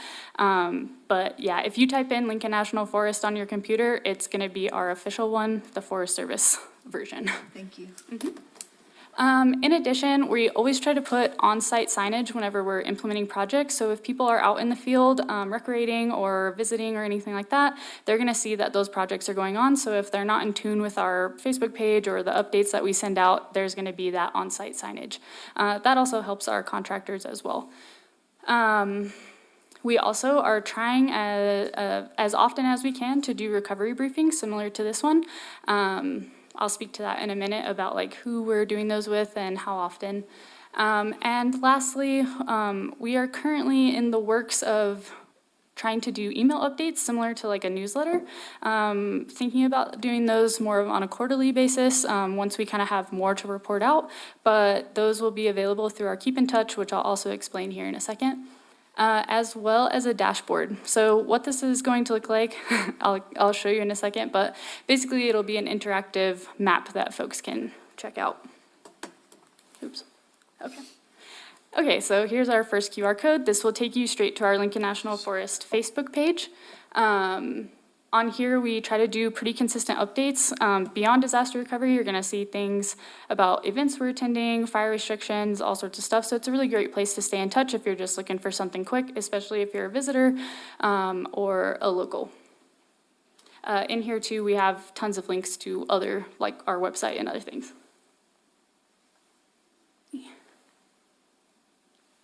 In addition, we do the press releases. One of the formats that is really helpful is on our website. We actually have a keep in touch link. It takes about 5 seconds to sign up. You just put in your email address. You don't have to put your first and last name. And basically you will get subscribed to the Lincoln National Forest and get all of our updates. This is also an unsubscribable service, so if you get tired of hearing from us, you can unsubscribe. Like I mentioned, we have our post-fire recovery website. Basically, this breaks down all of our projects, all of our planning, all of our agreements that we talked about today, how the funding is working, our future timelines. It also has things linked for contractors or people who are interested in potentially doing work with us. So I can actually show that here. So this is what our homepage looks like. You don't even have to go to the search bar. It's right there in front. If you go to the post-fire restoration on the Smoky Bear Ranger District, that's where going to be all the information about our projects, our planning, and how that's going on. It's got lots of photos in there to show you the work befores and afters. And then as well, right next to it on the right, we've got the contract opportunity. So anytime our partner agencies put in something through like NFF that is going to be work being done with us in our disaster recovery, it's going to be posted right there. So people can go on and check that out. This is just an example of some on-site signage that was in Pert Canyon. So just kind of talking about the mechanical work being done, and then also obviously if there's hazards during monsoon season, we have that type of signage out there. It's mostly for public health and safety, and we're trying to keep folks safe out there. All right, so different forms of agency briefings. Clearly this is like one that we would say we took part in. We've also done other ones with the Mescalero Apache tribe. We've hosted our own and invited congressionals and county commissioners and things of that nature to kind of update them. And then in addition, we've also tried to take people on field trips to show them some of the work that's being done. We did this in Pert Canyon to show everyone what that work was looking like. Brad came out with us in Rio Grande Return. So those subject matter experts are actually there talking to you about what's going on and giving you the full rundown. We've also attended workshops. So recently we attended the water leadership workshop that was hosted here. And we hope to attend more. It was a great experience for us to get out and talk to people about the work that we've been doing. And yeah, attending other meetings when we can. This is an example of what that dashboard might look like. You've probably seen it as far as like how fire restrictions look. Basically, once we create our dashboard, it will be of our project areas, and you'll be able to interact with that on what we're completing and where those different locations are in a more visual and interactive format. And I already kind of spoke to the newsletter, so. That's our presentation. We talked about the maps and our jurisdictional boundaries, what kind of impact we could have in the South Fork fire. We have about a third of the land ownership of the fire, so it's going to be a community effort for restoration work. We went over the timeline of accomplishments as well as an outlook into the future, about 4 to 5 years, and we talked specifically about the projects and the way we reach people. Thank you. Okay, thank you very much. Anybody have any questions? I really No, appreciate just thank you, your though. efforts. That's Thank you very much. probably the most information we've had and anybody's had in quite a while. Not that anybody, I don't think, was thinking that y'all weren't doing anything. It's just, you know, getting it pushed out to everybody. So thank you again. Yeah, thank you. Thank you, appreciate it. Good job. Yeah. All right, now we're going to have an update on the clean and lean, and maybe we can address some of the questions that were brought up earlier. Yeah, good afternoon, Mayor, Council. I was asked to provide an update real quick before I get into the flood and clean and lean about the older clean and lean that is not flood related. So we are currently tracking 4 properties, or 4 owners, I should say. Properties at 205 and 209 Spring Road, same owner. We will be moving forward. They have passed their 10-day response window, so we'll be moving forward with the clean and lean process, identifying a contractor and getting those going. 154 Spruce Drive, again, same, past the 10-day window, no objections, no responses, so we'll be moving forward with the clean and lean on that process. 107 Ponderosa, They were in that same resolution bundle, but the owner has responded that they intend to try to enter into the EWP buyout program. So we will be delaying any further traction until we see a preliminary acceptance letter from them. The last one is 100 Nogal. This one, if you recall, is under a court order for 180 days to provide their improvements, and that puts them into August of this summer. So we will continue to monitor that property. Now, to the floodplain clean and lean. So our Tier 1 properties, we currently have 68 that you adopted by resolution here 3 weeks or 2.5 weeks ago. All resolutions were posted between May 28th and April 28th and May 4th. We currently have one official request for a hearing with the council, 141 Sleepy Hollow Road. They have indicated in their rebuttal that they do intend to apply for the EWP buyout program, but they have requested a formal hearing with council. Which is not necessary. All they had to do Correct. is Yes, fill sir. out the buyout program form. Yes, sir. Did they do that? Yes, sir. They have indicated that they have, but they have not provided us with their preliminary acceptance letters yet. Okay. But I will communicate once we get that with them, that if they still want to have the hearing, they can, but it's not required. We currently have, out of our 68 properties, we currently have 24 out of the 68 that have already provided documentation for EWP buyout preliminary acceptance. We had 3 properties out of the 68 that either had misaligned or erroneously applied addresses and ownership. Those were 101 Robin Road, which I have been able to verify through Q Structures reporting, as well as cross-referencing with county parcel map, as well as our planning and zoning maps, that address should actually be 103 Robin Road. 103 Hiding Place, again, same situation, where it was there actually are no structures on 103 Hiding Place. So that property should be 217 Country Club Drive. 438 and 436 River Trail are the same owner. 438 is unique in that it actually has 2 homes on the property. It has what they call the main house, and then just adjacent to it is a bunkhouse. The bunkhouse is actually what was identified in Q Structures reporting for the clean and lean. The main house actually received no flood damage because it's elevated in that area. 436, which is the parcel just adjacent upstream to 438, they intend to enter that home into the buyout program. As far as the county update goes, I was able to confirm they have 270 current applicants signed up. They have begun their appraisals. They are tracking 69 appraisals right now, and we are not tracking any official offers have been given at this time. So that concludes the clean and lean portion of the update, if you have any questions. Anything on that? Have they finished with the buyout? Have they finished the appraisal? No. No. So currently they have 69 appraisals ongoing, but no finalizations have been given. And they still have, we gave them, how many was it, 300? It's 270. 270. Yeah. And no So offers. they've got a long way to go. Yes, we still have a ways to go. Yep. And so you got monsoon coming up. So let's speak to the extension thing. This has to do with the property that was burned down, that's setting a mobile home on it and living in the mobile home? Is that what I was understanding? It's a camper. Yeah, so this is an RV that has been placed on the property that was allowed by resolution by the Yeah. council back in July of '25. Yep. That resolution does expire. It was only for 1 year, so it might behoove council to, Yeah, we knew then it was may not make it because this thing has moved slow. yes, So we need to get that on, when does that expire? July 28th, I believe. Okay, we'll need to get that on the agenda to rework that for an extension? Yes, sir. Because I know she's not the only one. No, sir, she's No, not. I've had several people, so. Okay, we need to make sure we get that moving. Thank you. I know just in the 4 weeks I've been here, I've already had 3 separate requests besides Okay. this one today. Okay, make sure we get that done. And then put the address down on the, that property that we were just talking about. I know we've talked about it before. 115 Alpine. Alpine Village, to go get additional eyes on it and just see, because I know I've seen that on work orders or in discussions, and find out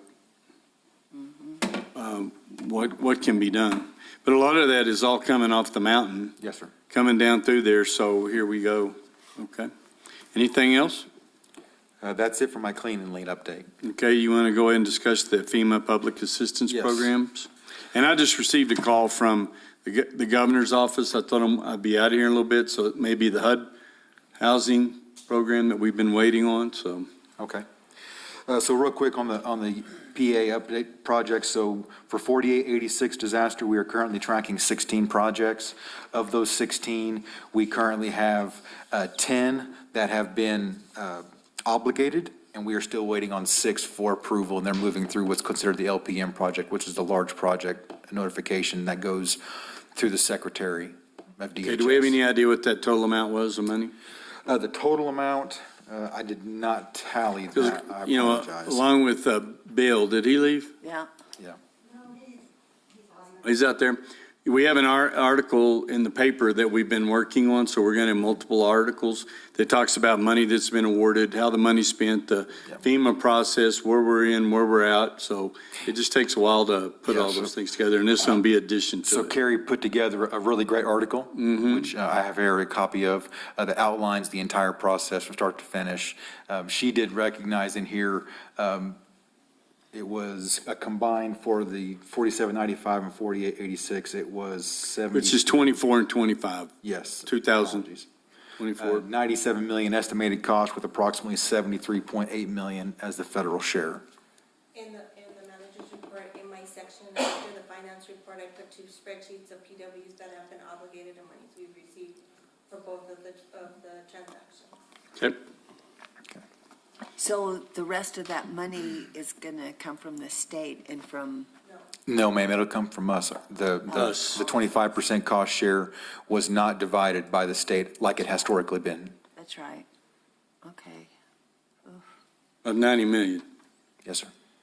So do the math. I mean, it's real easy to do that, and that's some of the things people don't understand is a community of 6 to 7,500, we're going to be coughing up 60 to 70 million dollars somehow. But even the obligated projects, we have no idea when that, I mean, they already looked at it and said, great, but we don't have the money. No, but we do have a lot in engineering that should be coming out, we'll get started with, that are already obligated. That part of the funding is supposedly worked out, and these are some of the issues that we're working out with the governor's office. Is one of those projects the bridges? Yes. So the 1783 bridges that is separate. That is That's not a taken part care of of. this. Okay, thank you. But it is going to, in part of the article, overall, she's got those bridges listed. Okay. So there's more money than you can actually imagine that's going to have to be spent. Yes, sir. And so, anyway, anybody have any other questions?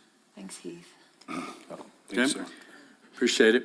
And now we'll move on to the manager's report. Mayor and council, just a few items prior to, I'll have Chief Minner up here, but we, staff and myself, we went on October 28th. We participated in the Colonias grant application presentation process. We had presented 3 projects, a total of $11 million. So hopefully we'll be here soon if we are awarded or not. Staff also, when the mayor and I were in Albuquerque for the DWI conference, Levi and others, they participated in the New Mexico Finance Authority for the Water Trust Board applications. We had 8 that are approved. We're just waiting on the New Mexico Finance Authority. Needs to go to them for next to award the projects, and we're looking up a little over $40 million of projects. So once we receive that, we'll be able to put that out. Now So- explain, you just heard 90 million, 40 million.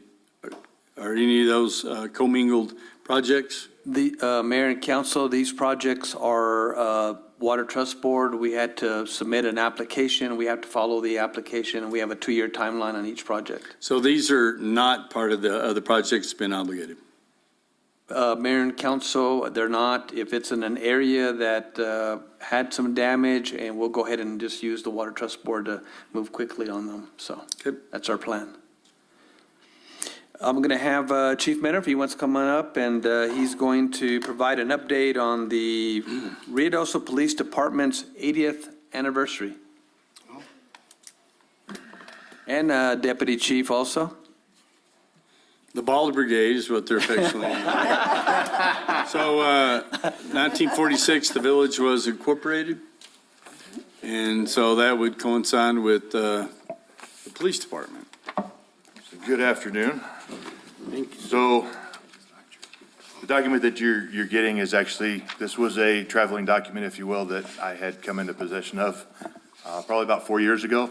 I think Councilor Hooker's probably seen this one. And going forward, I'll probably consult with him, but this was originally authored by Lieutenant Mike Lovelace with the assistance of former Deputy Chief James Alston, one of the former chiefs, Orlando Montes, Lorena LeMay, who was a dispatcher at the time, Tanya Abernathy, and Sergeant TJ McBride. And I'm sure since Chief Sweener was around at the time, I'm sure he had probably had some input on this as well. But as I had read through this in the past, and I hadn't really, I mean, it was interesting to go through, but it wasn't until last year that I read it and figured out that this February 15th was 80 years since the department had been established. February 15th, 1946, Frank Ivy was appointed as chief, and that was the beginning of the Ruidoso Police Department.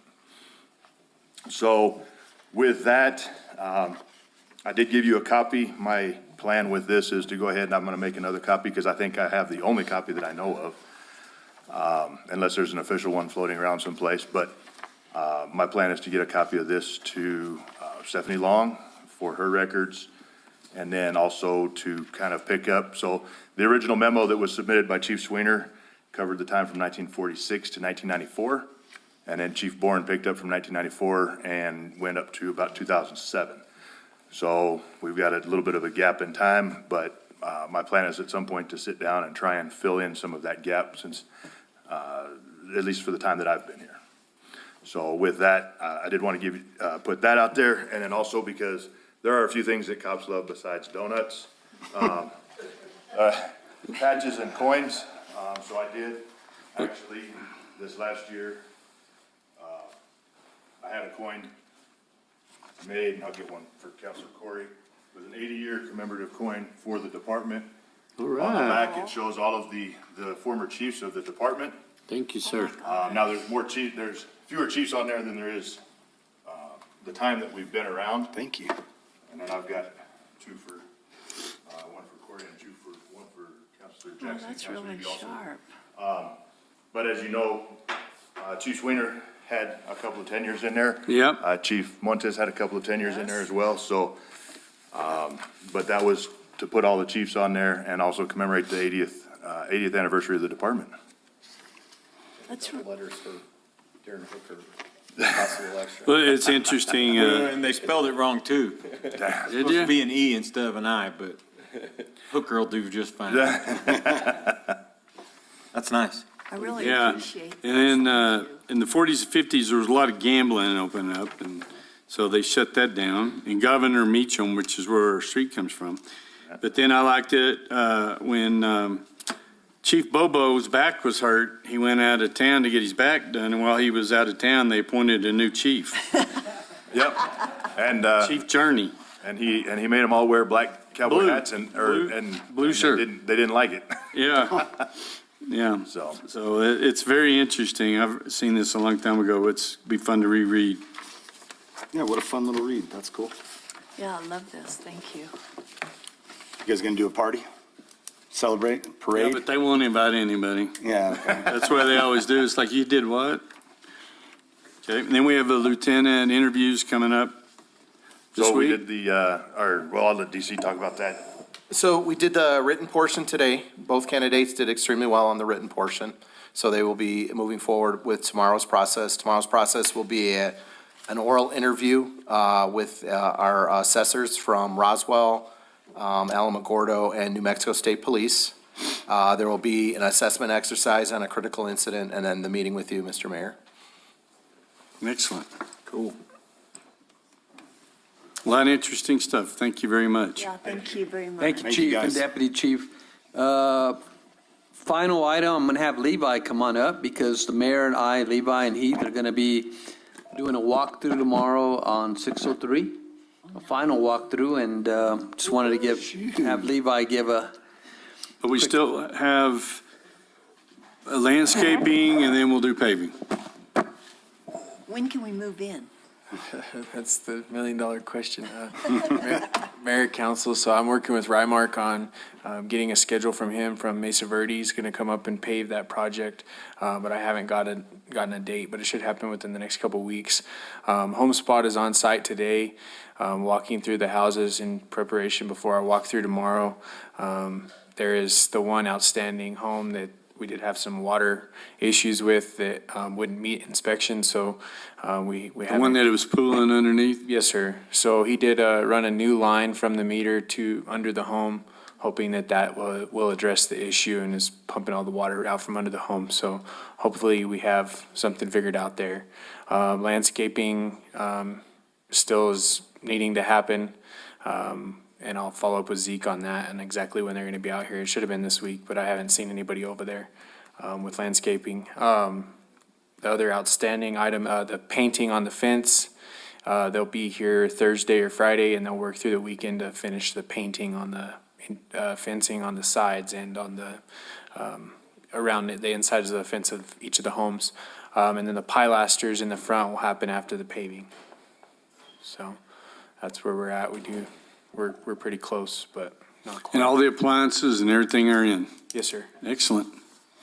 Whew. Do we have a sign for the place? No, just the. Do we have keys to the front doors? We this still is- have a construction key, so. Okay, well, we'll need to make sure We we don't have that- keys yet, but we'll get the keys. Okay, that'll be part of what we figure out tomorrow. Yes, sir. And then once we get that through, we'll have a punch list, I'm sure, and then we'll do press release. Yes, sir. And then also to speak on the work that's going on the existing cabins, they have completed the siding on the one of the cabins there. They ripped off the old siding or removed it and then put new siding on that cabin that Mike or Heath is in now. So it And looks a metal good. roof. The metal roof. They're going to put a metal roof on both those cabins and a metal roof on the rock house there. Oh, nice. So that work is ongoing. Okay, and that helps with our insurability and everything to the self-insurance fund. Excellent, Way to go, Levi. Thank you all. thank you. In Mayor and Council on the funding for the repairs, the additional repairs is all through the grant that we received from the state, so, for the state housing. And I'll stand for any further questions if anyone has anything. Anybody have anything? No. I guess I'd ask this now instead of when it comes to municipal officials. The property that's right over here, as you're going into the dog park, we got that stuff there. I saw they had stored some of the Christmas decorations. Is there any initial plans to do anything with that? I thought he put it up. Well, no, you can't see it anymore, but I'm just saying just that property. Yeah, what's the plans on the property? Mm-hmm. You know, the Reynolds property. Yeah. So eventually, when we're looking at the master plan, we had somebody, we were going to tear that down and put in, that's the location for the indoor rec center.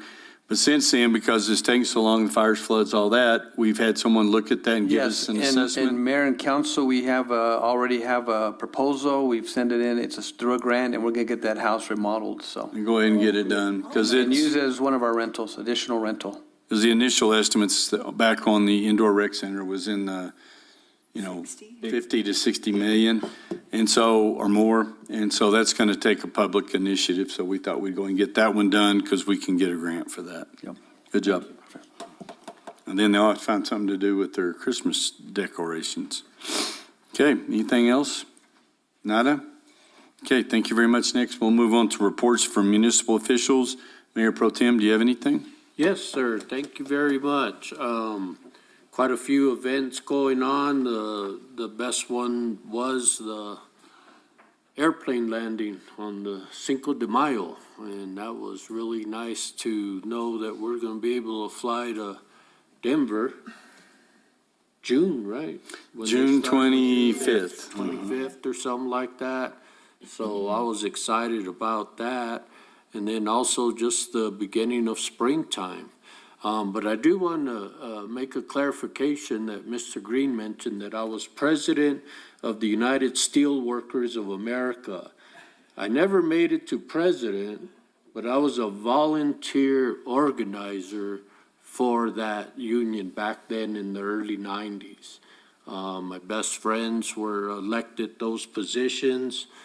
They got that going in, but with that, just like with the firefighters there, all those sunset because the governor back then put a sunset clause in 1999. And that's what just did away with all the unions from back then. So I just wanted to be sure that was on record that I'm not the president. There you go there. And that's all I have, Mayor. Okay, Councilor Letterman? Yeah, I was able to attend graduation on Thursday night for ENMU Ruidoso. They had the largest graduating class. There was 397 graduates. They said 3,000 people attended. I guarantee it touched somebody from Lincoln, from every family in Lincoln County. I saw people I hadn't seen in years. And our own Madison Schlottfeld Yay, Madison. received her diploma. And so congratulations, Madison. And then there's still a little bit of nastiness on social media, and I know that's social media, but all I want to say is all you have to do is come in, ask your questions.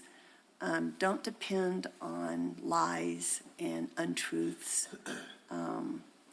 because there's really damning nastiness going on. And this is my town, and I don't like that. And I think that if you are that concerned, that you need to come in and let's talk about it. Give our people the respect to talk about it before you make a judgment. And graduation is Sunday at 4 o'clock. I have a graduate. My Madison is graduating, and so we're looking forward to that. So a lot of fun going on. Growing up, congratulations. Thank you. Brophy? Spring is here. Thank goodness for that. Yay. We will take some warmer weather and some beautiful days. I've already been to the lake a couple times to paddleboard, and so whoop whoop for that. Thank you to our firefighters. Thank you to our first responders. Thank you to all of our public works people, our roads departments, our finance people, everyone that makes up the big cog that is the village of Ruidoso. I'm forever grateful for this wonderful place that we live, and I can't wait for summer. Right. That's all I got. Thanks, sir. Councilor Hooker? Thank you, Mr. Mayor. Yeah, I'll follow on with Councilor Letterman. There's still a lot of positive out there. You know, in my business, I get people coming in and they don't know the underbelly of what's being said or not being said, and they just love coming here, and I love getting to live here. So just glad to be here. Thank you. Yes, sir. Councilor, Sanchez. Sanchez? I got to attend the newly elected officials training in Santa Fe with Councilor Brophy. In the positive, the village has got it going on. Mm-hmm. A lot of the stuff, a lot of the ordinances that the other places are put into effect are mirroring the Village Ruidoso ordinances. The Water Trust Board, the money we're getting from Water Trust Board up there is amazing. I think we've done a really good job with, mending the relationships with our uppers. Yeah. Now, you're exactly right. And to commend, all the progress that's been made over the years. When I first started, we were the poster child for everything wrong. The water department, they were like, don't do it like these guys. And now then they're writing white papers on everything that's been done. And so I'm glad you get to see that. And that's why it's important. And I appreciate you guys going to the officers training, and there's Thank you for sending additional us. training that goes on with that, so you understand your roles, functions, what they are, what they're not. So anyway, thanks for going. I believe that's it. And now we'll move on to regular items.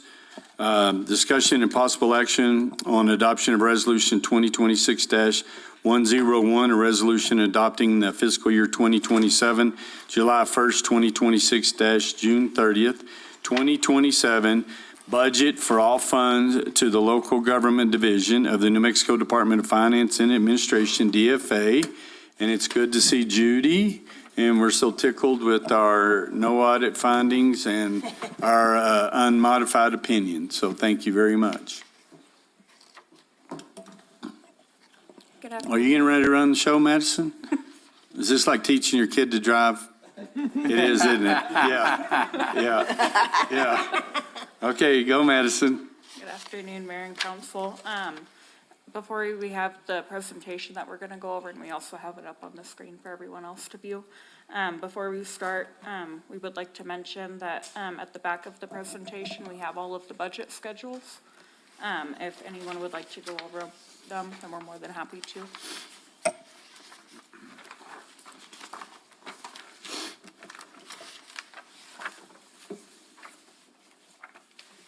We'll start with the first slide. This is going over our budget process. Excuse me, Maddie, can you get the microphone a little bit closer? Is that better? Yes, that's a lot better. This is the process that we follow to prepare the budget to go to DFA. We're currently on step number 5. We've gone through step 1, which is the revenue estimates and personnel projections. Step 2, which is department request.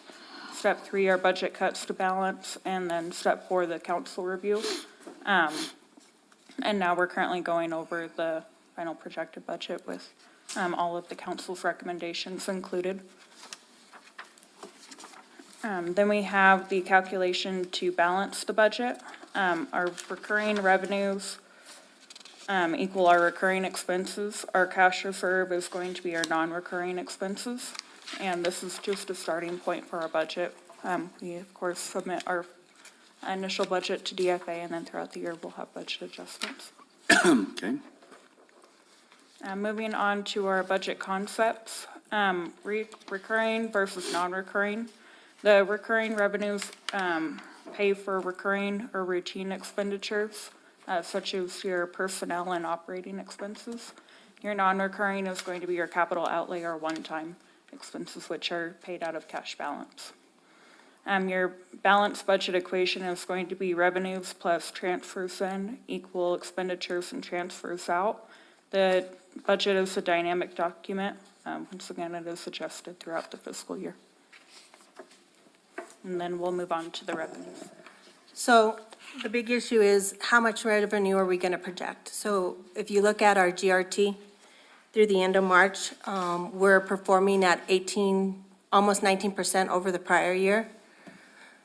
And we were doing good, and then we got the April distribution, and we were 400,000 short over the year. So that kind of scared me a little bit. And we know that we will probably have some disasters this summer with rains or something that happens.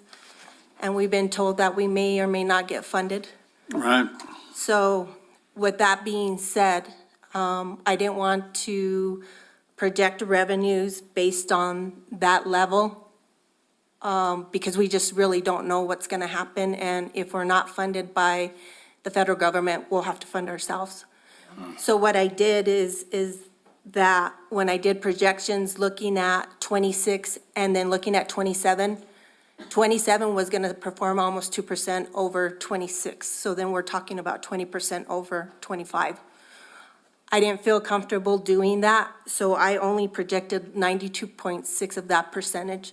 So what happened is my revenues kind of shrunk, and so in order to balance that reoccurring GRT revenues, we did have to cut a lot of the budgets that we saw with operations. $7 million worth. Yes, so in order to be comfortable with that, and then council did agree to another additional 8% of capital reserve for those disasters. In order to get all that in, we did cut revenues a little bit. So right now, you got to remember, it's just a starting point. If we go through the summer months and there's no disasters and we come out good, we can always put stuff back. But I felt like it wouldn't do the village justice if we had increased those revenue projections high and then have to come back and cut. So again, this is a starting point, so we are looking a little bit, even though we still have overall 5% over the budget that we started out next year, I think we're in a good position to start the fiscal year. And we are balanced, so that's good. Yes. And then if we come out better, then we put stuff back. Okay. Now we'll go over the expenditures. And the expenditures is going to be the personnel, the operating budget, capital outlay, debt service, and transfers out. The largest expense is going to be personnel, and then second will be operations. Personnel takes up 39.3% of the budget, and operations 26.9%. Our other categories include the debt service and capital outlay. Capital projects that are currently under construction are not included in the preliminary budget. Those will be rollover expenses. The capital outlay is the matching funds? Capital outlay is the vehicles, projects. That's on your expenditures is Yeah. 7.7? Everything that we had included through the review are included in the budget, and if you want to see the actual, No, I was just Yeah. misremembering it, but that's fine, because we've gone over this so many times already. so the next slide is personnel, which is our biggest expense. When we went through the budget hearing, Blue Cross Blue Shield had estimated that the increase to health insurance was going to be 23%. And so when they finally came in with their best and final offer, it was like at 7.81. So with that being said, I didn't change personnel. That 15% savings, I kept it in personnel because we know that there's going to be retirements and other things that are coming up. And I know they did a salary analysis that will be coming back to council at some point within the next month to bring a decision whether or not we want to bring some of the jobs that are below market value 25% or 50%. So you're going to need money for that. But overall, the savings to the village were $614,000 just in that 15%. However, the majority of it is in the general fund because we have the biggest population of employees and it's like at 300,000. A lot of times people will ask us, well, you know, we pay the guy $15, but what is the true cost? The true cost when you add in para and insurance is about 37% of the cost is just the benefits that we offer here at the village. That's health, dental, vision, para-retirement, and a lot of the other stuff that we offer. So we did add 2 new positions, the general fund event coordinator and the HR admin assistant. And there are 2 reclassifications, the general fund HR supervisor and the youth service supervisor in the general fund, and then the solid waste forestry project manager. So overall, the personnel cost to the village overall funds is 24 million, right off the top. Yep.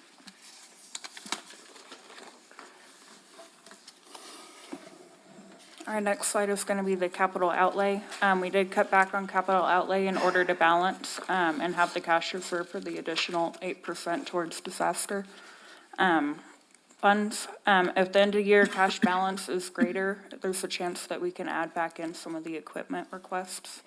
Currently, our capital outlay requests are 3.6 million.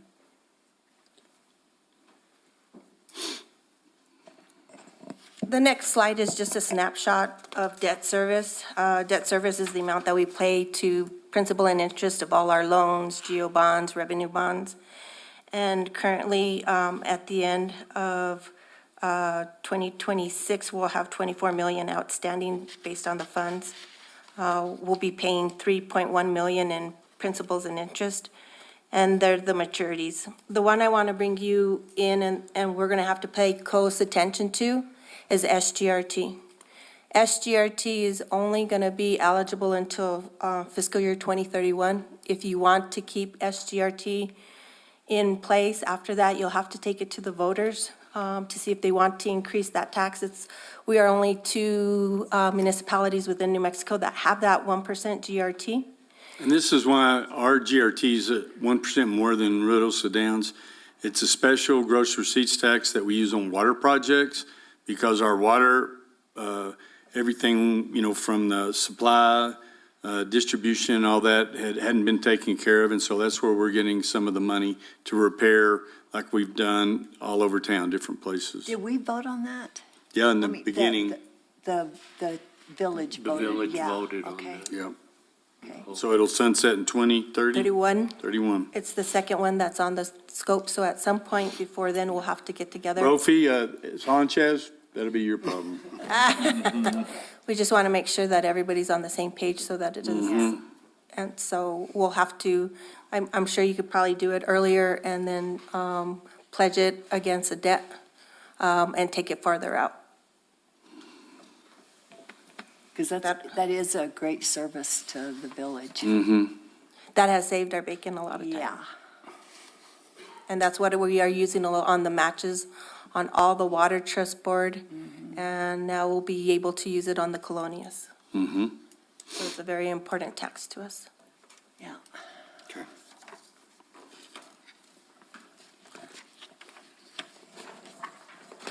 The next slide will be transfers out.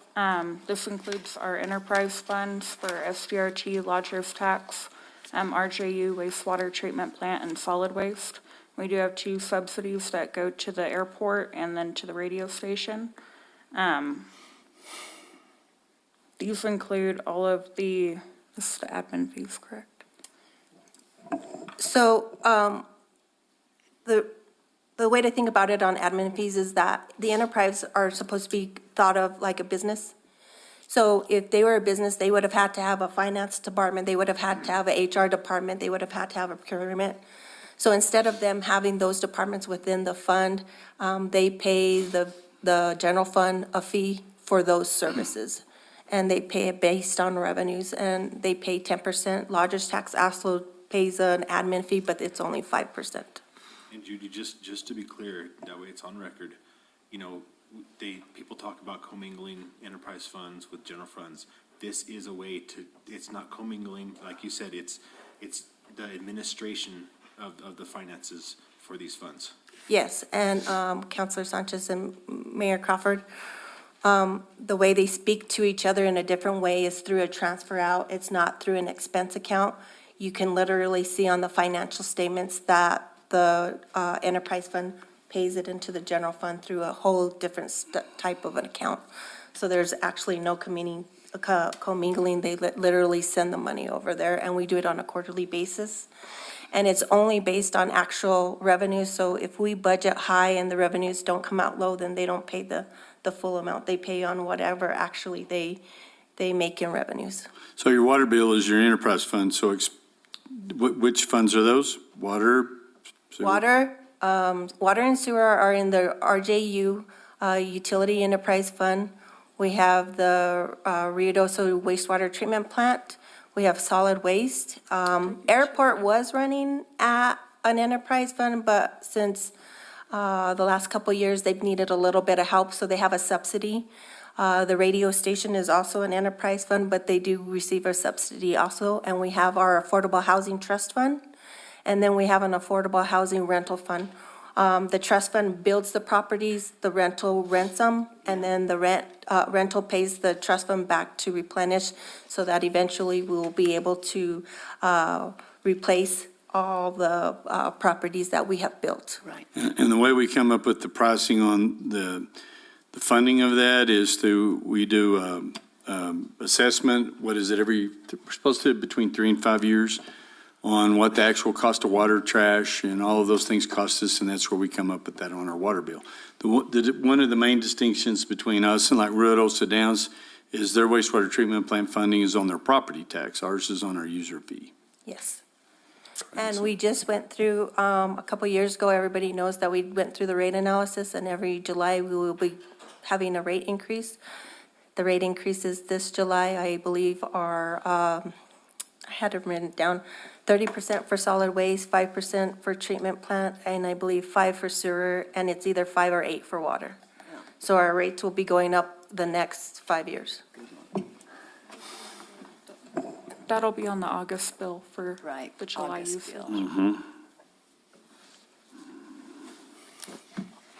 The next slide will be the general fund adopted budget. On the left-hand side, you'll see all the recurring revenues. Our total recurring revenues are at 25,727,000. And then our expenses for recurring are at 25,699,000. This leaves 27,000 to be allocated. And then on the right-hand side, you'll have the non-recurring. Our total revenues are at 23 million, and our net, our total available to allocate is at 209,000.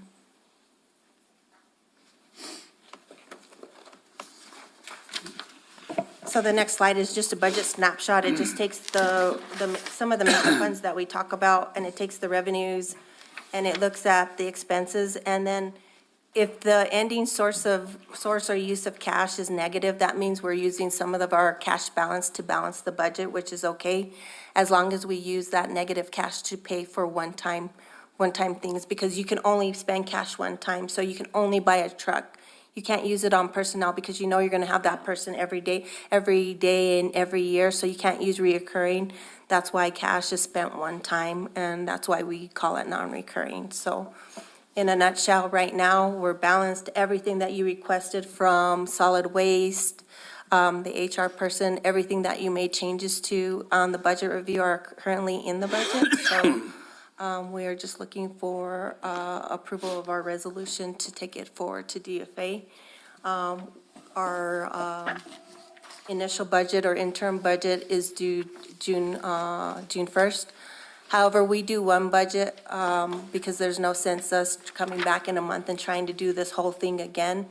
What I do on the final budget is just send in our cash balances and make sure that we balance forward. And then hopefully by July 1st, we get early adoption in the end of June or something, and then we start off July right going forward.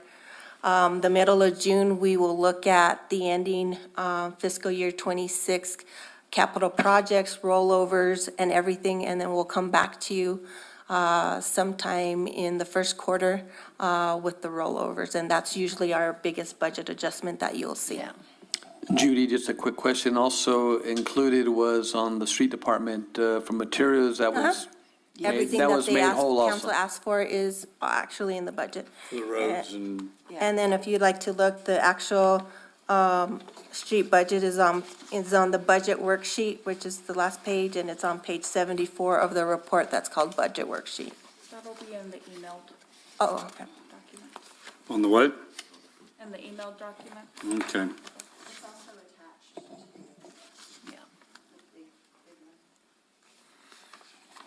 So Judy, I was going over the capital outlay attachment on here, and some of these that were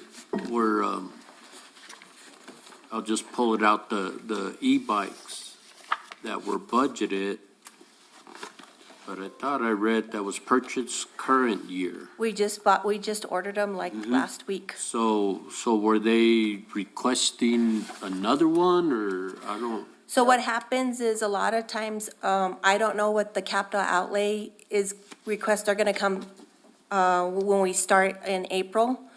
And a lot of times, because we budget conservatively, our revenue's low and our expenditure's high, a lot of times I might have extra monies that can fund. To cover it? To fund like small issues like 16, 20,000 and stuff. So if there's something that I can transition from a budget and they can get the invoice and we can pay it before the end of June, I would like them to do that, because then we get them the equipment and stuff that they need up front instead of them having to wait till July. Yeah, that's So great. anytime that you see something that says, that has a department request, but in the notes it says purchase in current year, Right. I've allocated monies within the current fiscal year for them to do the purchase and take it out of the next year's budget, and we'll get it sooner to the department.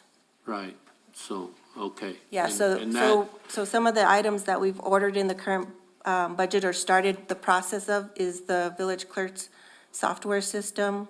We've done the jail cells, they're getting the vendor in. We've purchased the cars, some of the cars for the police department. We did the bikes. We repaired the old sirens already. We've done replacing the carpet in the convention center in the current year. They're doing the RO system, and they're doing the rolling dock doors in the current year. Oh, nice. And then, let's see, we moved, and those are the only ones that we've done in the current year. So they're already in progress, getting purchased. Excellent. Do you need Anything else? Do you need a motion? Well, I just appreciate making it like first-grade stuff. Uh-huh. The way you had all the little, oh, snap. I'm thinking the little Cash pictures are cow. great, yeah. So, oh, that was Judy? Oh, okay. Love it. And so you made it really, we've looked at this stuff over, and we had all the directors and managers in to talk about budgeting.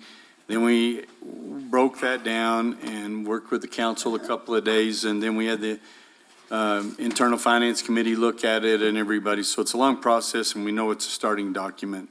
And we just hope and pray that it's a lot smoother than is expected. And Mayor and Council, just when Judy started back in February of 2014, she introduced the concept of only doing one budget final, and DFA was like, we can't do that. We don't understand that. And now, I mean, she's done it now for that many years, so. Yeah. And it works out perfect. You don't have to come back and approve a final budget. You approve your final, like she said, our unaudited cash balances is what we submit, so. Yeah, we appreciate it. It's been a long road, and it's been really good the last, Yes. I don't know how many years. So I'll entertain a motion. I move that we adopt Resolution 2026-101, a resolution adopting the FY 2027, July 1, 2026 through June 30, 2027 budget for all funds to the Local Government Division of the New Mexico Department of Finance and Administration. Second. Any final discussion? Roll call, please, ma'am. Counselor Letterman? Aye. Counselor Sanchez? Aye. Counselor Hooker? Aye. Counselor Salas? Aye. And Counselor Brophy? Aye. Before we go on, can I have an alibi? Yeah, well, yeah, what? Before we go to the next motion, can I have Yeah, an go right ahead. I was remiss in municipal officials report in that it's Police Week this week. National Police Week, so you'll see them wearing their bands and things of that nature. There'll be deals going on in Washington DC where they put the fallen officers throughout the year on there. That happens tomorrow, and so I just want to throw it out there. Thank you. Thank you. Yes, that's true. We talked about that on Monday with the mayor, did we? Didn't you bring that up? I don't know why we forgot about it already, so thank you very much, Chief. Hooker. Whatever it is. Now we'll move on to number 2, discussion and possible action on lease agreement between the Village of Ruidoso and the Ruidoso Valley Chamber of Commerce for real property located at 200 Country Club Road, Ruidoso, New Mexico. And are we going to have Leroy come up? Yes. Yes, and Mayor, also, if we could pin Jared on here, please? Jared and John. Jared Yes. and John. Wake up, John. Oh, he is asleep, yeah. I could hear him snoring. And Mayor and Council, last week, we worked, we visited with Leroy and with Deborah, and we worked, Jessica, who works for Jared's firm there, and Mr. Underwood. We finally came up with a final agreement here. And John, the only thing we had a question on was from 90 days to 180 days, and so this is how many days. Go ahead and explain that, John.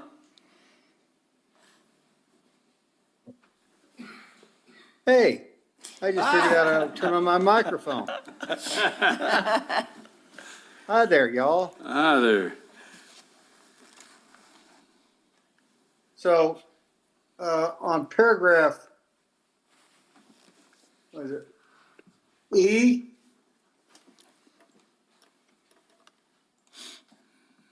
Six E. termination, destruction and damage and destruction. There was some discussion with the chamber saying that there's never any way in the world to get a building reconstructed in Ruidoso in 90 days, which I happen to agree with. So we're going to change both of those dates in E1 and E2 to 180 days, with your permission. Okay. And Mayor and Council, and with, talking with Jessica, and we were good with that, so the recommendation is we don't see any issue with that if the council's good with that, so. Okay. And then, Leroy, I know we haven't picked out a building here, have you?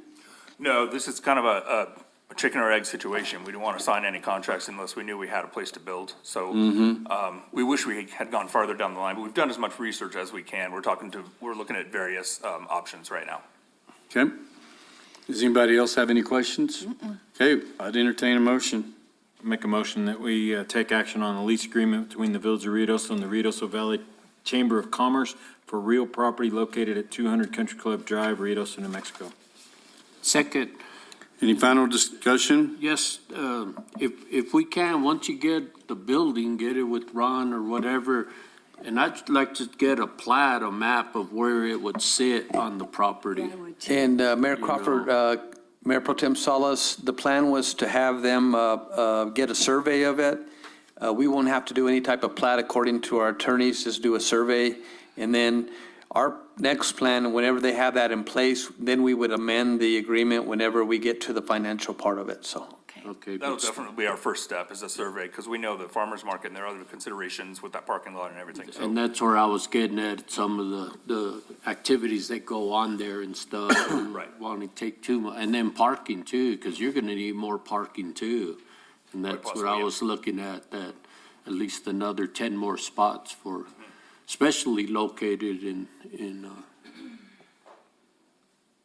I was just thinking there, maybe that's where you'll put parking meters on there, on your building there, because you'll see a lot of people parking for Midtown there as well. Yeah. Anyway, yeah, but Ron, if you can make sure we get that once it's all done. if I could just comment with what effectively is the destruction of the old building. We were kind of seeing this as a way to restart, and our ideal goals were Midtown parking and just, something where someone can be excited to come by and ask about Absolutely. hotels, get brochures, what have you. And so we feel that this is our best option. I think it's gonna be a perfect spot. I do too. We've done some It is. thinning over there. Anything else? Roll call? Counselor Hooker. Aye. Counselor Salas. Aye. Counselor Letterman. Aye. Counselor Brophy. Aye. And Counselor Sanchez. All right, thank you. Sorry it took so long, guys. I mean, It's all right. Thank you very much. anyway. Next is discussion and possible action on adoption of Resolution 2026-100, a resolution adopting the Infrastructure Capital Improvement Plan, ICIP, for the Ruidoso Community Center for fiscal year 2026-2027. Hello. Good afternoon, Mayor, councilors. So the ICIP has, we have to do every year. Since I have to do my own ICIP, and I'm able to get funding from senior citizen funds, I have to do my own ICIP separate from the village. So it's just a 5-year plan that I have to establish to show what I have coming up and what the plan is, because anymore, that infrastructure capital improvement plan, they are wanting it precise because they're really monitoring it these days. So, and that's what I have on there. There's a couple of projects that are still on there, as you can see, that haven't been done yet. We received funding for one of them, the addition, but it hasn't been done yet, so it's still on that plan. Once the project is done and completed, I can remove it from the plan and add another one at the end of the term. The 5 years. For the next fiscal year, yes. Okay. So I don't know if you have any questions on what the actual 5 years are looking like, if you all looked at that. But I'll stand for any questions you all have with it. Nope. Looks good for Yeah, me. great Way to job. go. Mayor, I move to approve adoption of Resolution 2026-100. I second. Any final discussion? Roll call, please, ma'am. Counselor Salas. Aye. Counselor Sanchez. Aye. Counselor Hooker. Aye. Counselor Letterman. Aye. Counselor Brophy. Aye. All right, next up. Thanks a lot, Anthony. Thank you, Anthony. Discussion and possible action on recommendation from Planning and Zoning Committee on vacation of easements, case EV 2026-03, with the pending replat of properties located at 475 Warwick Drive, that's Lot 36A, Block 3, and Lot 36B, Block 3 of the Camelot Mountain Tracks, Ruidoso, New Mexico. Hi, gentlemen. Hi. Hello, Mayor and Council. Thank you. So a quick recap on the recommendation from the Planning Commission is the request to vacate the interior lot line for replatting the two lots into one lot. And in that process, the main request here is to also vacate the easements that separate the two lots, which is a 10-foot easement on each side. And after, it was a unanimous decision by the Planning Commission to recommend to you all, and there are no utilities in the easement, there are no plans to also utilize that easement. Yeah. And with me, I have Surveyor Dennis Rich with us. Did you have anything you wanted to add? No, it's just, as I told the planning commission, it's a pretty steep and Yeah. I know right where it's undevelopable at. tract up there, so, they're building, I think they're planning on building down there on the kind of south side of that tract. So I can't see that there'd ever be any need to run any kind of easements down those. No, it's steep right there. Anybody have any final questions? Nope. Okay, I entertain a motion.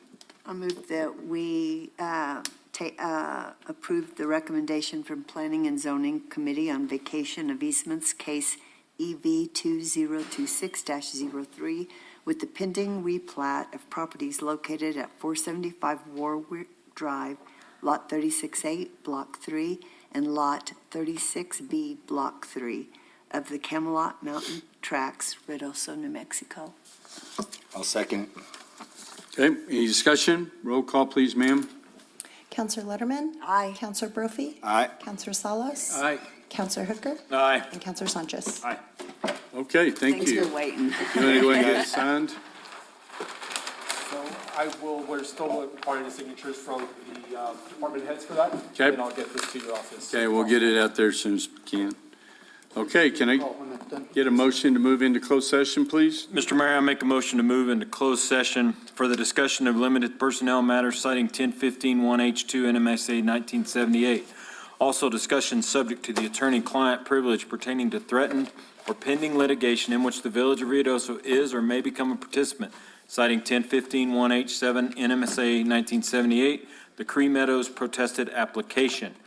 And final discussion of the purchase, acquisition, and/or disposal of real property and/or water rights by the Village of Ruidoso, citing 1015-1H8, NMSA 1978, water rights, Ruidoso Trust, and Dunbar.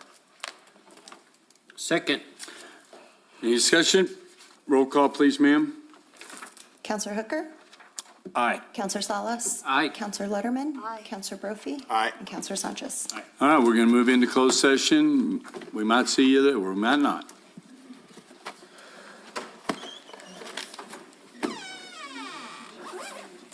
You absolutely can. You consider